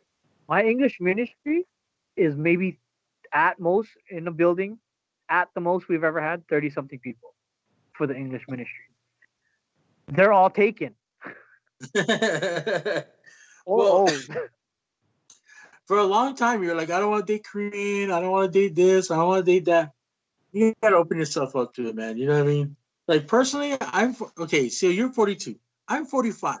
I'm gonna be 50 in like in a No, but blink that's of the an eye. thing. Like I've come to terms a long time ago that if I never find love, if I die a single man, I'm okay with that. Would it be nice to have love? Would it be nice to find someone? Yes, it would. But if See, it happens, I should be fair. I'm the opposite of you, dude. I'm like, I'm like physically like, nope. I don't want nothing to do with it. Um, I gotta admit, man, I'm just selfish. I want to go to Disneyland by myself sometimes. I want to go to Utah and snowboard by myself sometimes, and I don't want to have to answer to nobody. I'm just a selfish guy like that. So, But wouldn't it uh, be nice to share that with someone? you know what, dude? Like every year, Jax and Stacy and I will do something, and Carradine will come along, or you would come along. You know, I got friends like Mark and his family, dude. They're literally like my family. Um, and so when Mark and I get together, we go do stuff, or even just hanging out at his house for 3 months. I'm good. You know what I mean? Like I'd love to one day be able to roll over and stare at the love of my life. Hi, I do that. I good have morning. a mirror right next to my. No. There's a difference between life and love of yourself. No, I get it, dude. Like I'm pulling for you, man.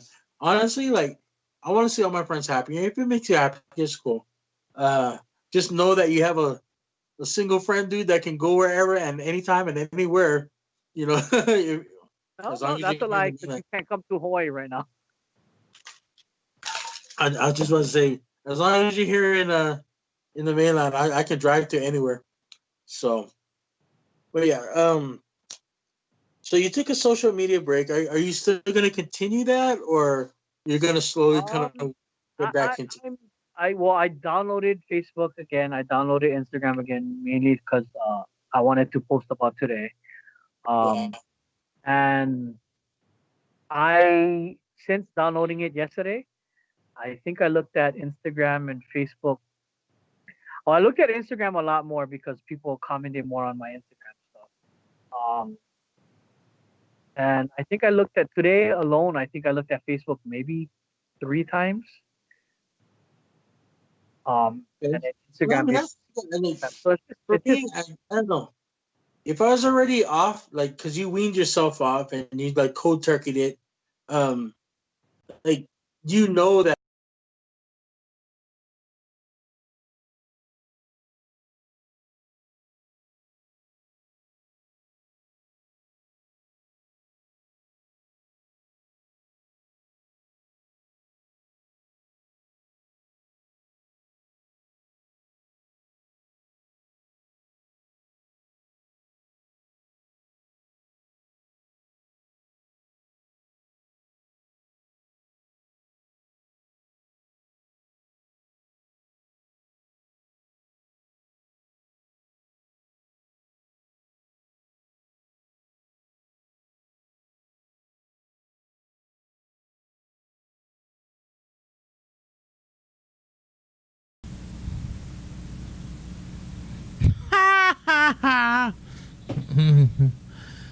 Anyways, I'm just trying to adjust everything. My bad. My bad. no worries. Yeah, For but those of you guys on this YouTube, definitely follow DJ Marquise at DJ MARC.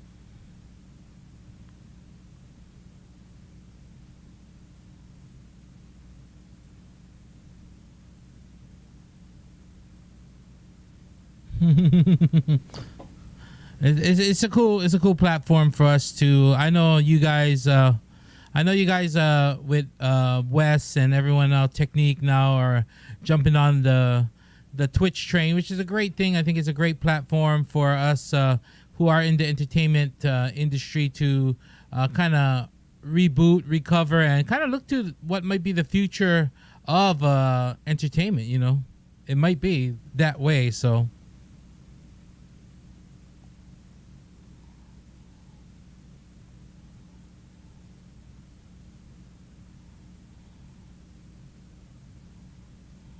Mhm.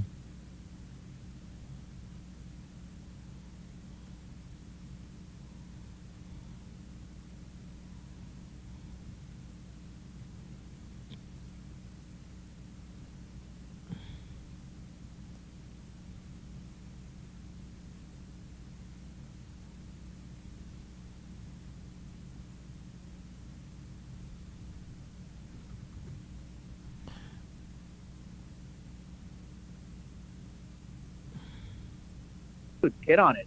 There's a lot of people cannot hear me there saying. Yeah, let me try and And see. the Twitch community, like everyone, like especially like in the music field, everyone in the Twitch community, they all help each other out. Everyone follow everyone. You know, there's a friend. I made a friend from the UK, Ray Domingo. He has a saying: FA, FA, FA, EFE. Everyone follow everyone. Because why? You need to spread the love. You need to spread the aloha. You know, share All all right. these streamers because everyone needs to help everyone out. It's we no longer a lot of people growing up, you know, they had this mentality of me, me, me. I need to do something to help me survive. In order to do that, you need to help somebody else out because why? Their followers are going to be your followers, et cetera, et cetera, et cetera. We are Right. one big global community. You know, we are not just a small island. We're not just a country anymore. It's the internet. We're worldwide. Right. And hence why Mark changed his name to a worldwide morning show. Yeah. Yeah. Funny thing with Ray Domingo is like I was maybe I was like 20 people away from my 1,000 followers, and what he did, I jumped on his stream, Yeah. and he just pushed. Yeah, I was he just there that pushed night. all. Yeah, he I just was there pushed it, and I don't even know the dude. You know what I mean? And he just showed all that love from over there, and it's just like amazing, like how you can find people like that who exhibit the Aloha spirit, and you don't even know him, and you never would have met him if it weren't for Twitch, because I wouldn't have gone on, and I wouldn't have known of him. And I think the great thing is like from the UK. right, and I think the great thing with you saying it being worldwide is that I think we're so localized, especially in Hawaii. Is just like you got your club. It's like that's your baby. Like, hey, stay away, fucker. No, come over here. This is my club. There's only there's only 3 shifts. That's it. It's mine. Don't come around here. Don't talk to me. But with Twitch, you got the worldwide audience. You can go on at any time, any given time of the day. Night is day, day is night. Yeah. So there's because of Twitch, I've made friends in South Africa. I've made friends in New Zealand. I've made, and I've always been someone who's been on the internet. I used to do a lot of internet chatting, video chatting. So I have friends worldwide because of the internet. Like Now AOL? with yeah, oh dude, I did AOL chats. I did Yahoo chats. I Hawaii did this. chat universe. I did HCU. There was a website called Stickam back in the days where it was a video chat site. I used to use Stickam. To this day I jump on this chat called Tiny Chat, and it's a website chat, and I have friends all over the country, all over the world because of something like this. And the internet is such a powerful tool of being able to spread yourself and your talent and your skill set and just meet new people every day. And I'm so grateful for the Twitch community. Again, I've made friends in South Africa, England. If I ever go to England, dude, I have friends in England. I can crash at their crib.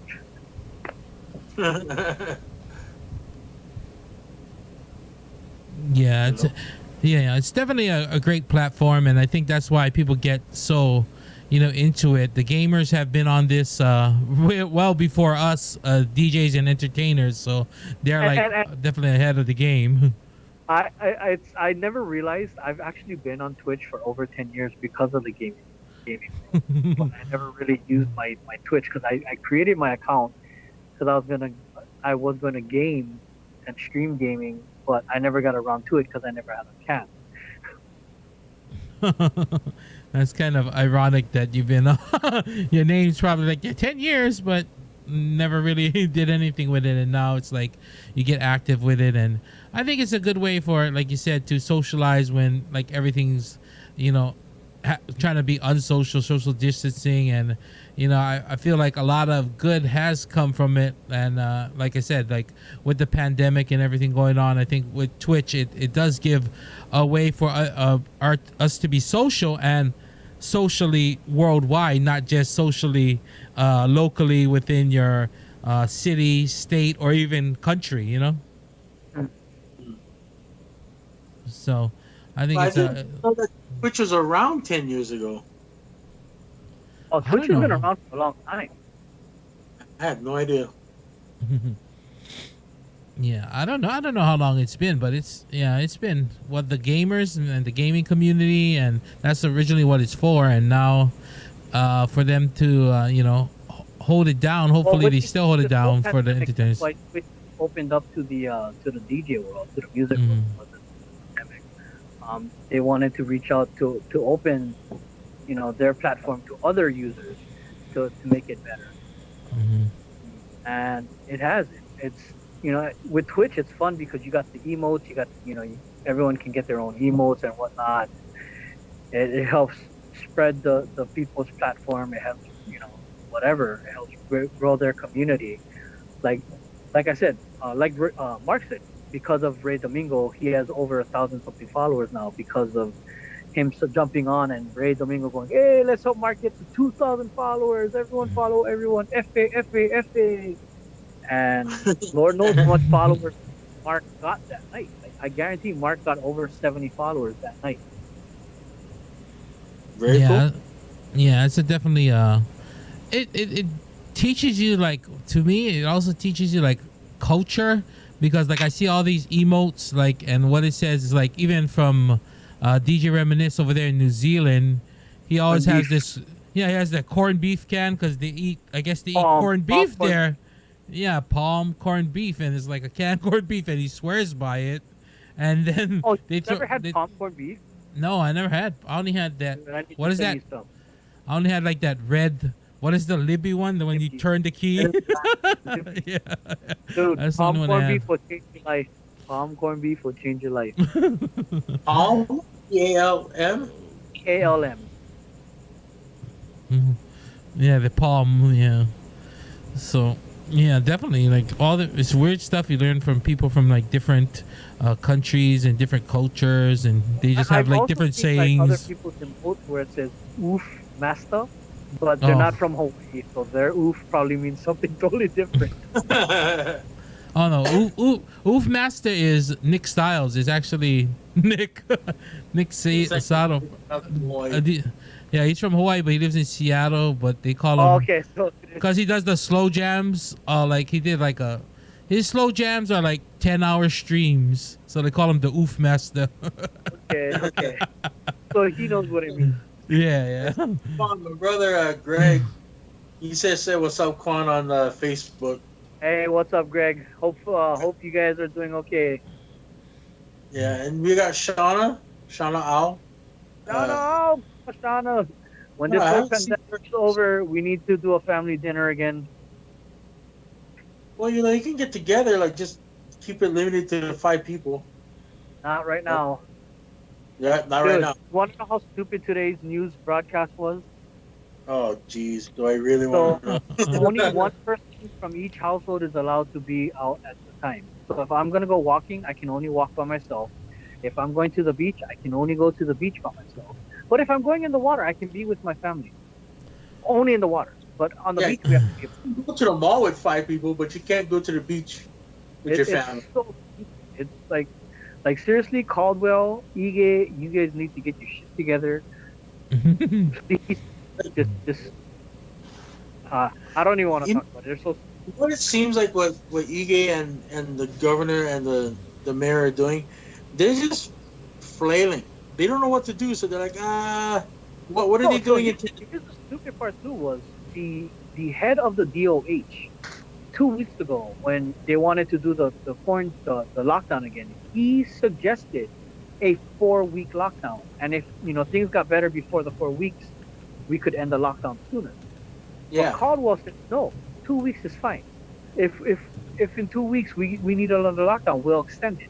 I'm sorry. If I hear 4 weeks and we end sooner, I'll be happy. If I hear 2 weeks and you tell me, oh no, we're gonna do another 2 weeks, I'm gonna be pissed off as a motherfucker. Right? Well, because if you say, for example, you get 4 weeks and you know you're getting 4 weeks, and then you know what? It's been 3 weeks and everything's kind of calm, a little bit calmer, then you feel better. But if we're gonna extend it for another 4 weeks, we're gonna extend it for another 2 weeks. Right, everybody in Hawaii. I mean, it's not like everybody in Hawaii is actually doing it, But And that's another different subject. Like honestly, like I understand the lockdown working in the hospital scene. I can see how crazy it is. I can see how many people are coming to get tested. Because the results are most of them that are coming to the hospital are being checked there. I can see the stacks of positive results to negative results. right. So, it upsets me at how people are just being so selfish. Like I have friends that have gone out and partied together. A couple of them have been tested positive, ended up being in the hospital. But the other friends have gone out and partied with other friends. It's like, stop being selfish. Dude, I want to party with my friends too. I want to be. I'm a social butterfly. I need this. But we're not going to get over this if we don't all do our part, do our due diligence. Right. I don't want to wear a mask every day. I have to wear a mask at work 8 hours a fucking day. I don't want to have to wear a mask on the street, but guess what? I do because it's needed. Right. I mean, again, the other countries, they've taken it upon them to say, okay, we need to do this. Period. It really is only America that's the the armpit of the universe right now. That is like, oh, it's my right. It's me. Or like I can't wear a mask. I don't want to wear a mask. I don't want to put it over my nose. I want to go here. I want to go there. It's like, Because that's the dude, American. yeah, exactly. We're not gonna get into politicals, but yeah, stay safe out there. So, all right. Well, it's about 10. What time is it, man? 10:47. 7:47, so Yeah. 10:47 years. So, Quan, do you have your own stream going on Twitch and all that stuff? I do have my own channel. I've managed to stream a few games from my phone onto it.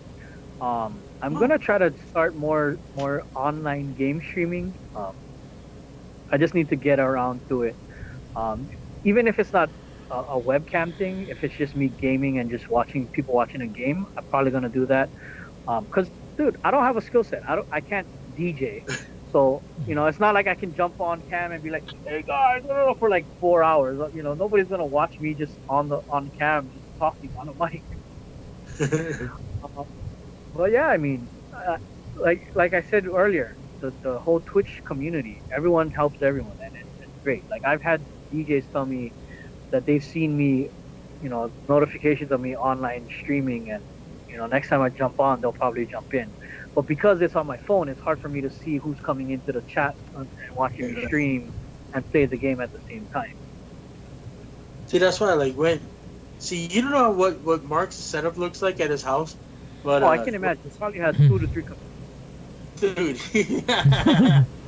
Yeah, you're undershooting, but how many Mark, the way monitors? he said, right? Mark, the way he said, I mean, it's perfect, dude. You can see the chat. It's big, He's DJing. He's entertaining everybody. I wish I had that kind of skill and that kind of patience and that kind of knowledge to build something like that. Because just like James Cole said last week, this Twitch thing, this online presence, it's the new nightclub. You used to go to nightclubs to get new music from DJs and all that. Can't do that anymore. And when you do that, when it's possible later on, 6 months, a year, 10 years from now, whatever it is, it's not going to be the same because everybody's going to be so hesitant. At least on streaming. Well, even before this whole pandemic, the nightclub scene was slowly becoming totally different. It's not the same as when we were clubbing. Yeah. See, when we were clubbing, there was no cell phone, so we could do whatever we want. But yeah, like for me, like even Vegas, it used to be about partying like at the beach, with John. I forgot his name, DJ something. Toma. John Kamahele. Kamahele, that's it. And it used to be about partying in Vegas. Now, in order to get in, well, not now, but before the pandemic, in order to get into a nightclub, you have to wear a suit, you have to wear certain shoes, you have to have like one guy to every 5 girls. Like, Remember when we got turned away in San Jose because of great shoes? So, the nightclub scene in Vegas is different now. Like this one time in like you said, like when we went up to visit Greg. Sacramento. We went up to visit Greg in Monterey Bay, in the Bay Area, where he was going to college. We were just going to go out to a nightclub, just see the nightlife. It wasn't even a nightclub; it was a bar. Yeah, it was but it was one of those like bougie bars though, where they had. And so when we got there, they looked us up and down. Some of us were wearing, like you and I were wearing clothes and like nice clothes and Hopefully you wear clothes. We're all kind of we all dressed apart. We all had slacks and collared shirts. But because of Greg's medical condition, he doesn't like to wear nice shoes. He really can't because there's no grip to those shoes either. So so he had like these black looking like tennis shoe type thing. Right. And they denied him. They're like, "You're not wearing the right shoes." I'm like, "Dude, are you serious? He's fucking crazy." Look at him. He's got sticks, man. Why is he gonna buy nice shoes? Like, Yeah, it is what it is. Yeah. Most of that, I mean, yeah, we got turned away, but the moral of the story, we actually went to a better hole in the wall bar, and Chill dive bar, dude. yeah, total dive bar, but it was fun. Sorry, Mark, I cut you off a little bit. Oh no. I was just saying that I think with this pandemic, hopefully it will come back to what it was. Because like you said, Vegas is all about status. It's about bottle service. You can't even like sit down on a chair unless you buy a bottle. Same way in Yeah, Hawaii. How ridiculous is that? You can't go into a place you pay to get in to enjoy yourself, and you're still buying drinks, but unless you buy a bottle, you can't even sit down on a chair. That's just stupid to me. And hopefully this pandemic puts all these places in check, where they become more service oriented and wanna, people to have a good time rather than And that's the funny thing. trying to have everybody floss. You're charging people to sit down. You're charging people to buy bottles just so they can sit down. Why? You're making more money selling single shots than you are selling the whole bottle. Right. Well, and not only that, you think about it. Most of these places, especially in Vegas, we're talking $40 to $100 just to get in, depending on who you are. Mhm. And it's the whole socialite scene. It's social status. Yeah, that's just status. That's all it is. It's not even. Me, I'm popping Screw- bottles. screw I'm Pete down. Diddy. I'm VIP. Screw Yeah. Pete Diddy and Ashton Kutcher. They brought in we're the new Rat Pack. It's like, no, you're not. You're just making bottle service a thing now. But anyway, So Right. hopefully that this just wipes that out. And like I We're said, going about 2 hours, guys. You need to end your show soon. it's all good. Hey, well, we got to shout out my boy DJ Fabian. He's saying, telling us that I've seen this too. There's been DJs that fallen asleep online and had over 1,000 people watching them. Literally saw a guy literally fell asleep on his bed, forget to stop streaming, and you look and there's like 1,000 people just watching him sleep. who's this? Fabian? Huh? DJ Fabian. Yeah. No, he And said he's- that he saw that. Oh happen. no, wasn't him. No, it wasn't. Wasn't David. But we've seen it. The guy was just like knocked out, like sleeping on his bed. His stuff still running, and like people like there's 1,000 followers, 1,000 people watching him sleep. 1,000 followers. But he's over there scratching his nuts. That's hilarious. Well, I But mean, there's some streams where literally people will just set it up 24 hours a day, and they'll eat, they'll do their homework, they'll take a shower, they do all kinds of stuff. I mean, with the towel on, but yeah. dude, people are just enthralled in other people's lives. It's crazy. Yeah, it's a like if you dig deep into Twitch, man, that thing is a rabbit hole and a half, man. You find people like just doing all kinds of weird stuff, like some entertainment things. Some people live stream, some people game, some people like, watch themselves, film themselves cooking. It's like, it's crazy, but I mean, that might be the way of the world in another 5. Twitch is Who knows? basically the new YouTube, right? Right. Except, yeah, everything's live though, live, and Yeah. you can earn some kind of income off of it. So like instant income rather than like YouTube where you have to wait like monthly or whatever. You still have to wait to get paid by Twitch, but at least you're getting stuff like instantly. You still have to make affiliate level. Right. Yeah. Yeah, well, but YouTube is even worse though. You gotta have 1,000 subscribers just to get on, and then you gotta put in your You have to have a application. million views. Every video has to have like 1 million views in order for you to get paid. And then you gotta put in your application just to get monetized. And if you get accepted, then you have to choose certain monetizations. Yeah, I think we're moving our stream to Twitch next week. I think we're moving our podcast to Twitch. I was gonna stream it on Twitch this week, but I put Aloha State of Mind Podcast POS, so it was freaking wrong, and it won't let me change the damn thing. So I was like, God damn it! Wait, Twitch wouldn't Yeah, let you? Oh, the name, yeah, because Once They you said put it- the name, you can't change it. No, they said I could do it in 2 months. So for Dude, 2 Mark, months, I you gotta- have to you gotta be spell check. podcast. It has to be a You gotta podcast for spell the next check. 2 months. You know, the last time Mark did his spell check, he got banned from Facebook for like Oh, doing yeah. any kind of, and I think still to this day, right? No, Like, you I actually got back on. Finally, I can post videos. Oh, Because- okay. But it Finally. got 6 months though. It's crazy. What did you mistype to make you get video back? I instead of I was doing Twitch. So I was doing Twitch and I was promoting it on Facebook. So come over to Twitch, but I put witch. I forgot the T didn't come out. Witch.tv. So witch.tv, and witch.tv is like some kind of cult, some kind of hate site or something weird that just, so they banned me for like I couldn't even like post videos like on my own channel like nothing for like 6 months, and I kept writing, and there's no customer service, you know what I mean, there's no one you can contact for that, so you know what I mean. But yeah, I'm a horrible spell checker. I've made like 5,000 flyers with misspelled stuff on it before for promotions.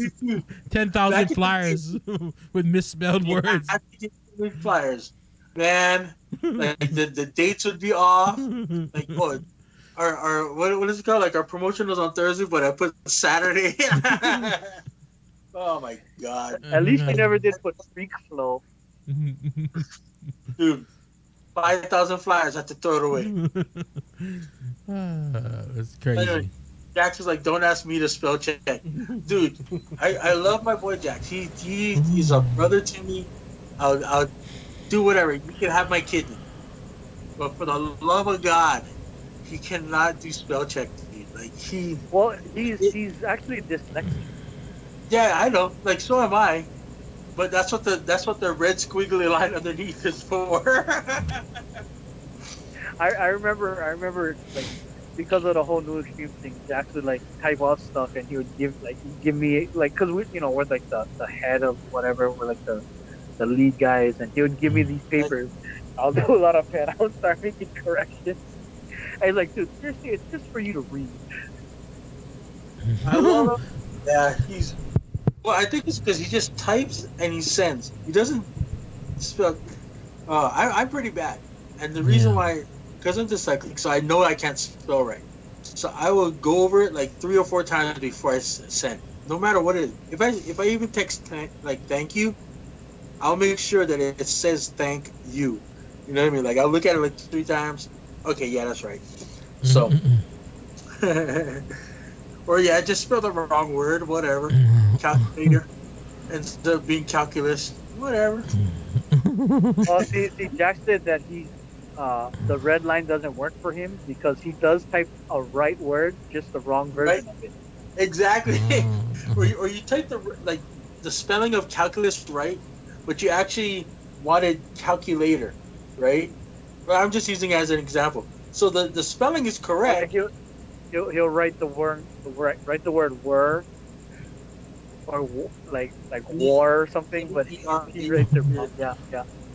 He That's does do okay. that. It's We one love of you, those. Jack. Yeah, it's just one of those. Hey, you know what? I know what he means. I'm not gonna fuck with him. I know what he means because sooner or later I'm. It used to bug the shit out of me, but I've come to terms with it. Like legit, like there were times where we'd be texting each other and I'd be correcting his words. So just like rumors. Oh, it kills me. Say rumors. We love rumors. Spell the fucking name right. Anyway. So okay, well, it's around 11 o'clock, so we've been talking for about 2 hours, and honestly, I'm hungry and I'm a little tired. So, but I think man, the stories you could tell, like we actually just went through, like your history, but man, some of the stories we could tell, some of the stories from your childhood, we're definitely gonna have to get you back on because I want to get into that. Normally when we do an interview for the first time, we get the history. We get the origin story of like Wolverine origin. There's definitely some stories that we could all share. That we should. There's some that we would love to share, but we can't. Right. There's a reason why there's no cell phone cameras back in the 90s. Okay, so yeah, we're definitely have to get you back, but I'm a little tired and I want to get out of here. But we do have a tradition here, and I'm gonna let Mark introduce you to the tradition. All right. Of course, you know we love you. Mad aloha to you, sir. But we got to do what we got to do. Is a portion of the show that we call. Let's see if this thing works. No, it don't. But that's all right. We call it try answer fast kind. Try and It's not working? Nope. There's like nothing's working tonight, but it's all good. It's all good. We just roll with the punches. All of that. Yeah, He's gonna answer you 10 rapid fire questions. You ask them as fast as you can, as truthfully as you can, and that's about it. We have no prizes. We have no swag. We have no consolation prizes. We don't have anything. My swag and consolation prize was being honored to be on this podcast. Well, let's just say when I go back to Hawaii, you can ask me to draw you anything, or I'll give you a drawing or something. I'm still waiting on like four stuff that you say. Yeah, I'll get to it later. Yeah, you know that's not gonna happen. That's why I haven't asked you again. Well, I mean, it might happen. I don't know if you keep reminding me, but I got a lot of work to do. But you know. So okay, are you ready? Can you hear me? Sorry, I had to mute. There's a helicopter flying overhead. All right, are you ready, Kwan, for the 10 questions? I'm Right? ready. All right, this is right off the top of your head, the first thing that comes to mind. Number 1, would you rather eat a 10-inch centipede or a full-grown tarantula? Full-grown tarantula. Because I've always wanted to try tarantula. Hey, I hear they're pretty good if you like fry them up and all that, like in Thailand and shit. I've heard it tasted almost like crap. By the way, technique. Aloha shirt swap. What are you talking about? Oh, he's texting the YouTube chat. Oh, okay. Number ASF, 2. baby. Number 2, would you rather drink 1 gallon bar shot or a shot of Aloha water? A 1 gallon bar shot or or how much Aloha water? Or 1 shot, just a little shot of Aloha water. Versus a 1 gallon of bar shot? Yeah. 5, 4. Bar shot because I know I'm not gonna get sick from that. Aloha water. Oh. Now, for the people that don't know what a bar shot is, Quan, tell them what a bar shot is. So a bar shot basically is at the end of the day, you get the bar mat that bartenders have been pouring over the entire night, and you pour that into a cup, and people have actually drank it. They'll pay like $20, $30 at the end of the night for that. So gross. So it's all like a concoction of all different alcohols and juices and probably sweat.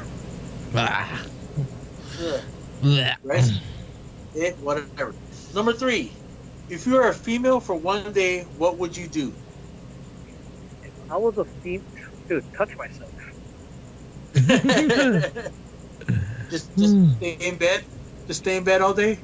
Oh, I would examine my body and Maybe go out to like a gym or something? Alright. Number 4, would you watch a porno for $1 million if the guy in it was your brother?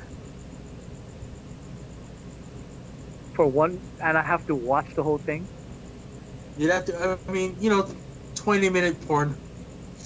Would you watch a porno for $1 million if the guy in it was your brother? Come on, quick. No. No? $1 million would change your life. I mean, yeah, you'd see your brother's thingy going like this, but... Okay. Number 5. What is the one thing a person can say that makes you hate them immediately? Anything negative about my family and my parents. Okay. Number 6. Would you give up the Green Bay Packers or live in a trailer for the rest of your life? I would rather live in a trailer for the rest of my life. Did you give I'll him the never Green give Bay up my Packers? package. I'll never give up my Jeez. package. Okay, Hey, well, at least the trailer, I still have a roof over my head, and I can live wherever the fuck I want because I can drive it anywhere. Number 7. Tell your mom your sexual history, or she tells you her sexual history. I'd rather tell my mom. Well, okay, like I hate to say it, but like your mom and dad have been together for so long. It's probably like 2 people. You know what I mean? She'd be like, I did it with, Sanjay Park and your dad. But okay, so number 8. Never pay for alcohol or never pay for food. I'd rather never pay for food because I rarely ever pay for alcohol anyways. Like that. I mean, let's be honest. Did you eat more than you drink now, right? I'm a foodie. Exactly, man. Like those sushi places, freaking killing me. Okay, number 9. You can watch one movie for the rest of your life. What movie would that be? Ooh. Reservoir Dogs. Reservoir Dogs. I thought you'd either go with the Few Green Good Shield. Men. Huh? It'd be a toss-up between Reservoir Dogs or Green Street Hooligans, even though A Few Good Men is a good movie. Dude, Few Good Men. I remember you did a monologue. You can't handle the truth for one of your school projects with me. Can't handle the truth. Truth is, we live in a world that has walls, and those walls have to be guarded by men with guns. Who's gonna do it? You, Lieutenant Wyvern? Anyway, I did it for a drama class, actually. Yeah, I know. So okay, Mark, you're killing me, Mark. I want shaky like that though. I don't have shit. Okay, and number 10. This is Or is it the filter? there's all kinds of stuff. Mark, put the blue hat on, the blue bear. Because I know I could see it normally on the YouTube stream. I didn't know I could see it on Skype. Yeah, you can put it on everything. It's amazing. Okay, Number 10. Number 10. This is a multiple answer question. I think you've heard it before. It's stink or no stink. Think or not think. So, first person. No Dave technique. I Chappelle. would not want to watch Detective Kwan all the time. Although we had fun filming it, I would not want to watch it every day for the rest of my life. Dave Chappelle, he looks like he smells like weed, so no stink. Say that again? I said Dave Chappelle, he would probably smell like weed, so no stink. Really? I think weed stinks, dude. It smells like a skunk. Anyway. Honestly, if I could smoke, I would smoke every day. Okay. Okay, Kristen Stewart. Who's Christian? Kristen Stewart is from the Twilight. That girl that can't act. Oh, stink, because I don't know. I don't like Twilight. I never watched Twilight. Okay. Number 3, Jack Nicholson. Old school Jack or young Jack? I mean, old Jack. Let's say one of each. Young Jack probably stank a lot. New Jack, he looks more like he take care. Okay. Gwen Stefani. Oh, stink. I think she stink on stage, like, but not. Don't you talk negative about Gwen Stefani. I love that. Okay, I remember when she Margot came up Robbie. here for a Ho'olauea. I touched her hand. I never washed that hand for 2 weeks. Gross. Margot Robbie. Who's that? Harley Quinn. And the new Harley from Birds of Prey or whatever. She looked like she not stink. She no stink? I don't think she. Okay. And finally, Donald Trump. Oh, stink. You know, I think it's just a natural, like, I don't mean to be racist, but he's got the natural white old dude smell. That's like a vinegary You know smell. what he smells like? He smells like asshole. That's what he smells like. Straight up asshole. Well, All right, so that's our 10 questions for Quan. Thank you so much Hey. for asking. Um, yeah, you know, honestly, some of these I thought you'd say a different answer. But yeah. Now keep in mind, everybody out there, I'm gonna look directly into the camera here. If you can, look up Detective Quan and the Quan. Garbage Police Quan. on YouTube. Dude, I, Look up I, I, Detective- I want to upload the whole video and not have it part by part by part by part, because it's Well, I so mean, it's hard. not Because gonna, there's like, I think there's like 12 different streams. yeah. Um, And Masumi, we're not the ones that put it up. Masumi, the Yeah. director and writer, and producer, he's the one that put it up. Go look for Detective Quan and the Garbage Police because Quan you is guys, in it, that's when I was like 80 pounds fatter. and he had the long hair, and I was in it. So And for those of you Yeah. guys wondering, every time Mark and Free, every episode they've ever said my name, they always said Quan. That's where they got it. In fact, a lot of people that have seen the movie, every time they see me, they go Quan. now keep in mind that okay, when you hear the person rapping and you hear the person singing, that's Quan. Quan. Oh, that was the Quan was the girl Lainey. She did that part. Well, She she did did the Quan. I did the rapping part, and Masumi wrote all that. So, and also when I did the rap part, I was very congested because we filmed in his house, and he has Yeah. cats, and I'm allergic to cats. So my nose was like, I sounded like this the whole time rapping. Well, you know, because I mean, normally we end the show right now, but I actually want to get. I've totally forgot. What's your filmology? Like, what's your history in films? Like, what have you been working on in the past, including Detective Quan? So with Masumi, I actually did 3 or 4 different films. I did Detective Quan. I did Scum of the Earth. There was 2 other ones I can't remember doing. I also I did a couple productions at LCC. One was called Under Milkwood. The other was a main stage performance called Nana Cooley, which was basically the history of Nana Cooley. And we shot a scene of a film that never really came to fruition. Scion. Well, And Stainless. Stainless, yeah. Okay, now the Scion and Stainless is something that I wrote for New Extreme and the New Extreme cast. That had Ativalu. He's a wrestler, a professional That would have wrestler. been We had Scion. what is that? Stainless would just be Yumi and Jax. Yeah, Stainless was kind of like a buddy detective. Quan, like a buddy detective thing. I forget. I didn't even know what we were supposed to do with that. So, were you on other shows? Yes, I was. I was actually on season 2, episode 14 of Hawaii 5-0, and I honestly was surprised at how much screen time I got on that episode. I think I had maybe a total of a minute 20 on screen, which Wow. for a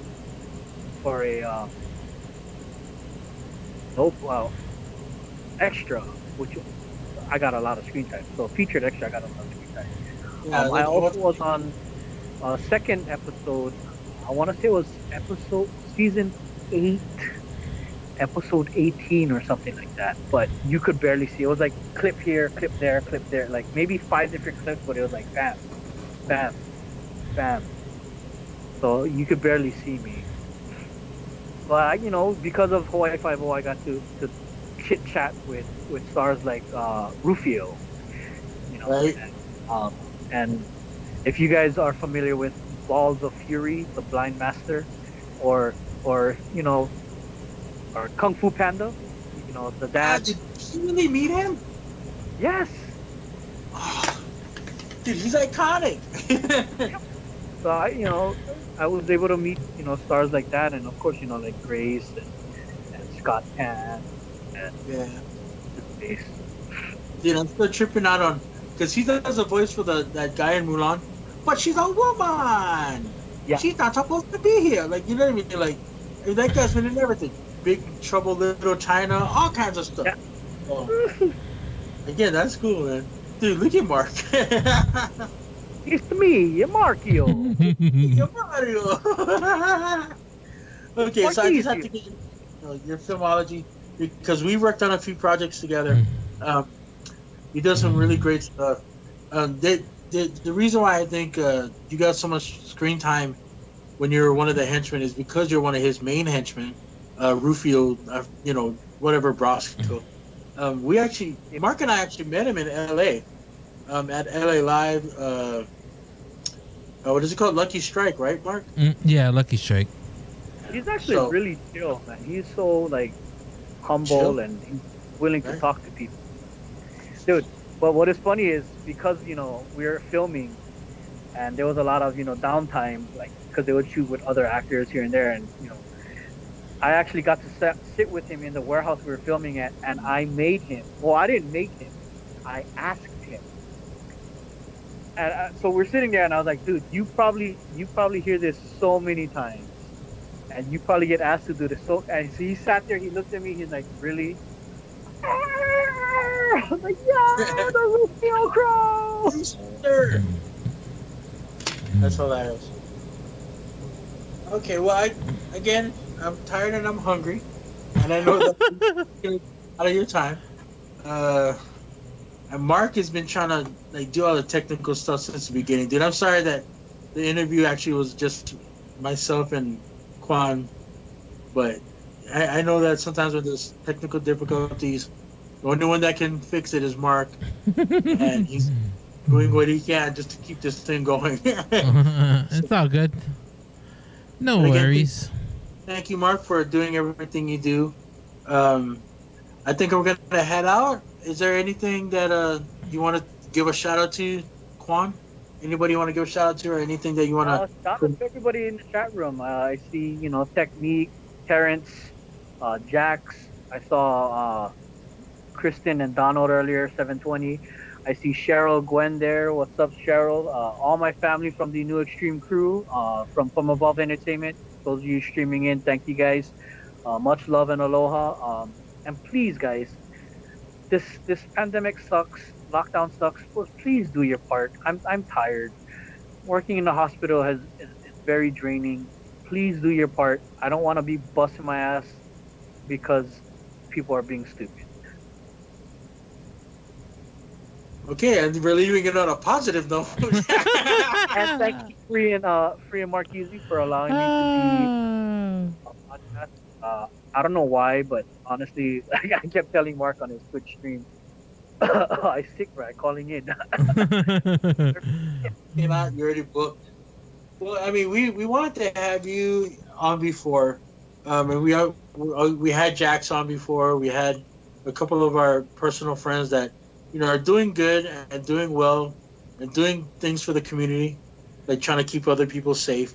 And I think you had a really interesting story on how you grew up, where you grew up.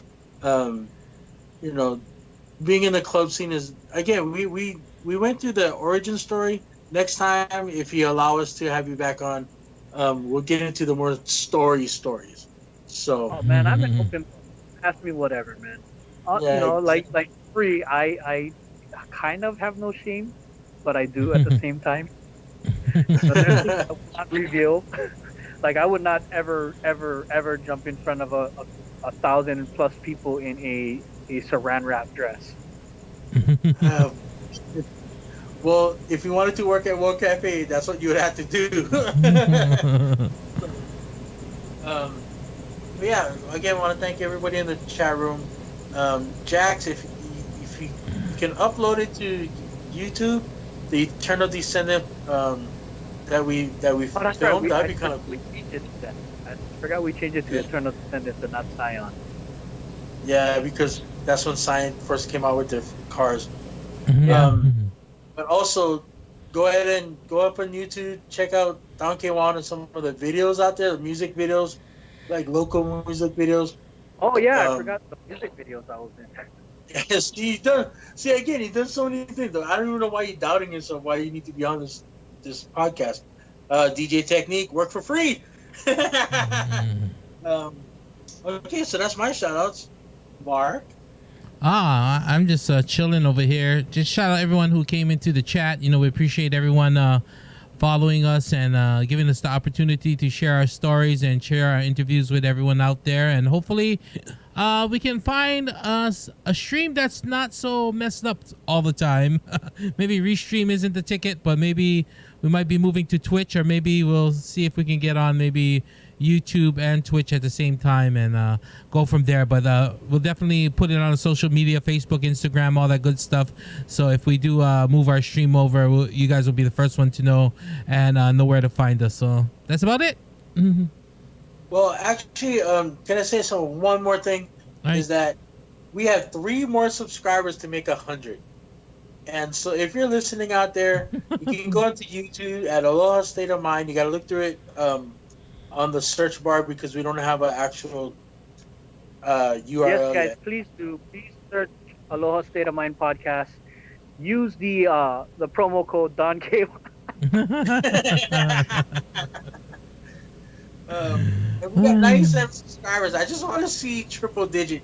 I just want to see 100. We got 3 more to go. I don't know. Pretty soon our number of podcasts will exceed our number of subscribers at this rate. What number is our podcast right now? No, this is 40, I think. 40. Episode 40. So Catching up.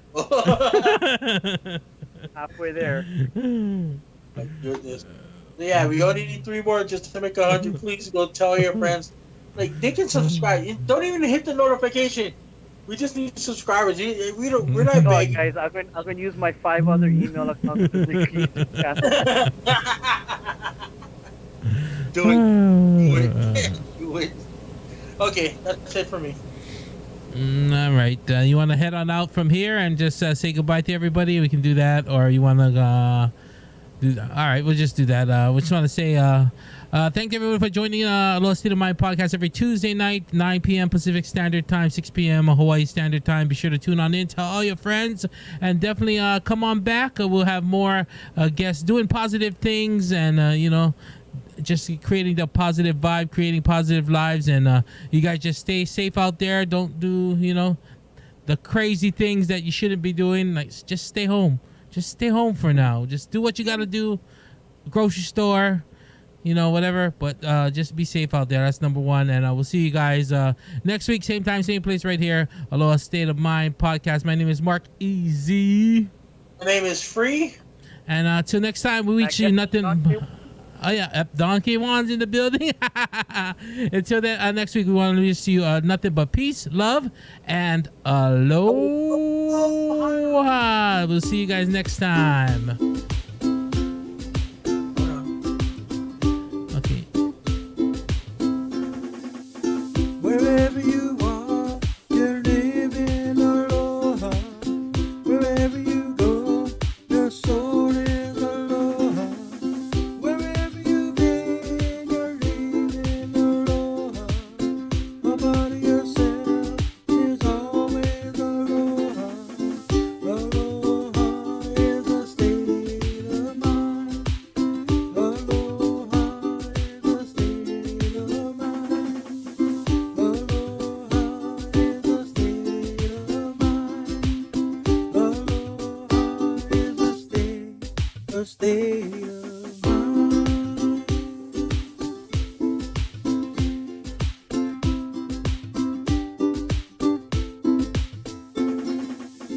When you're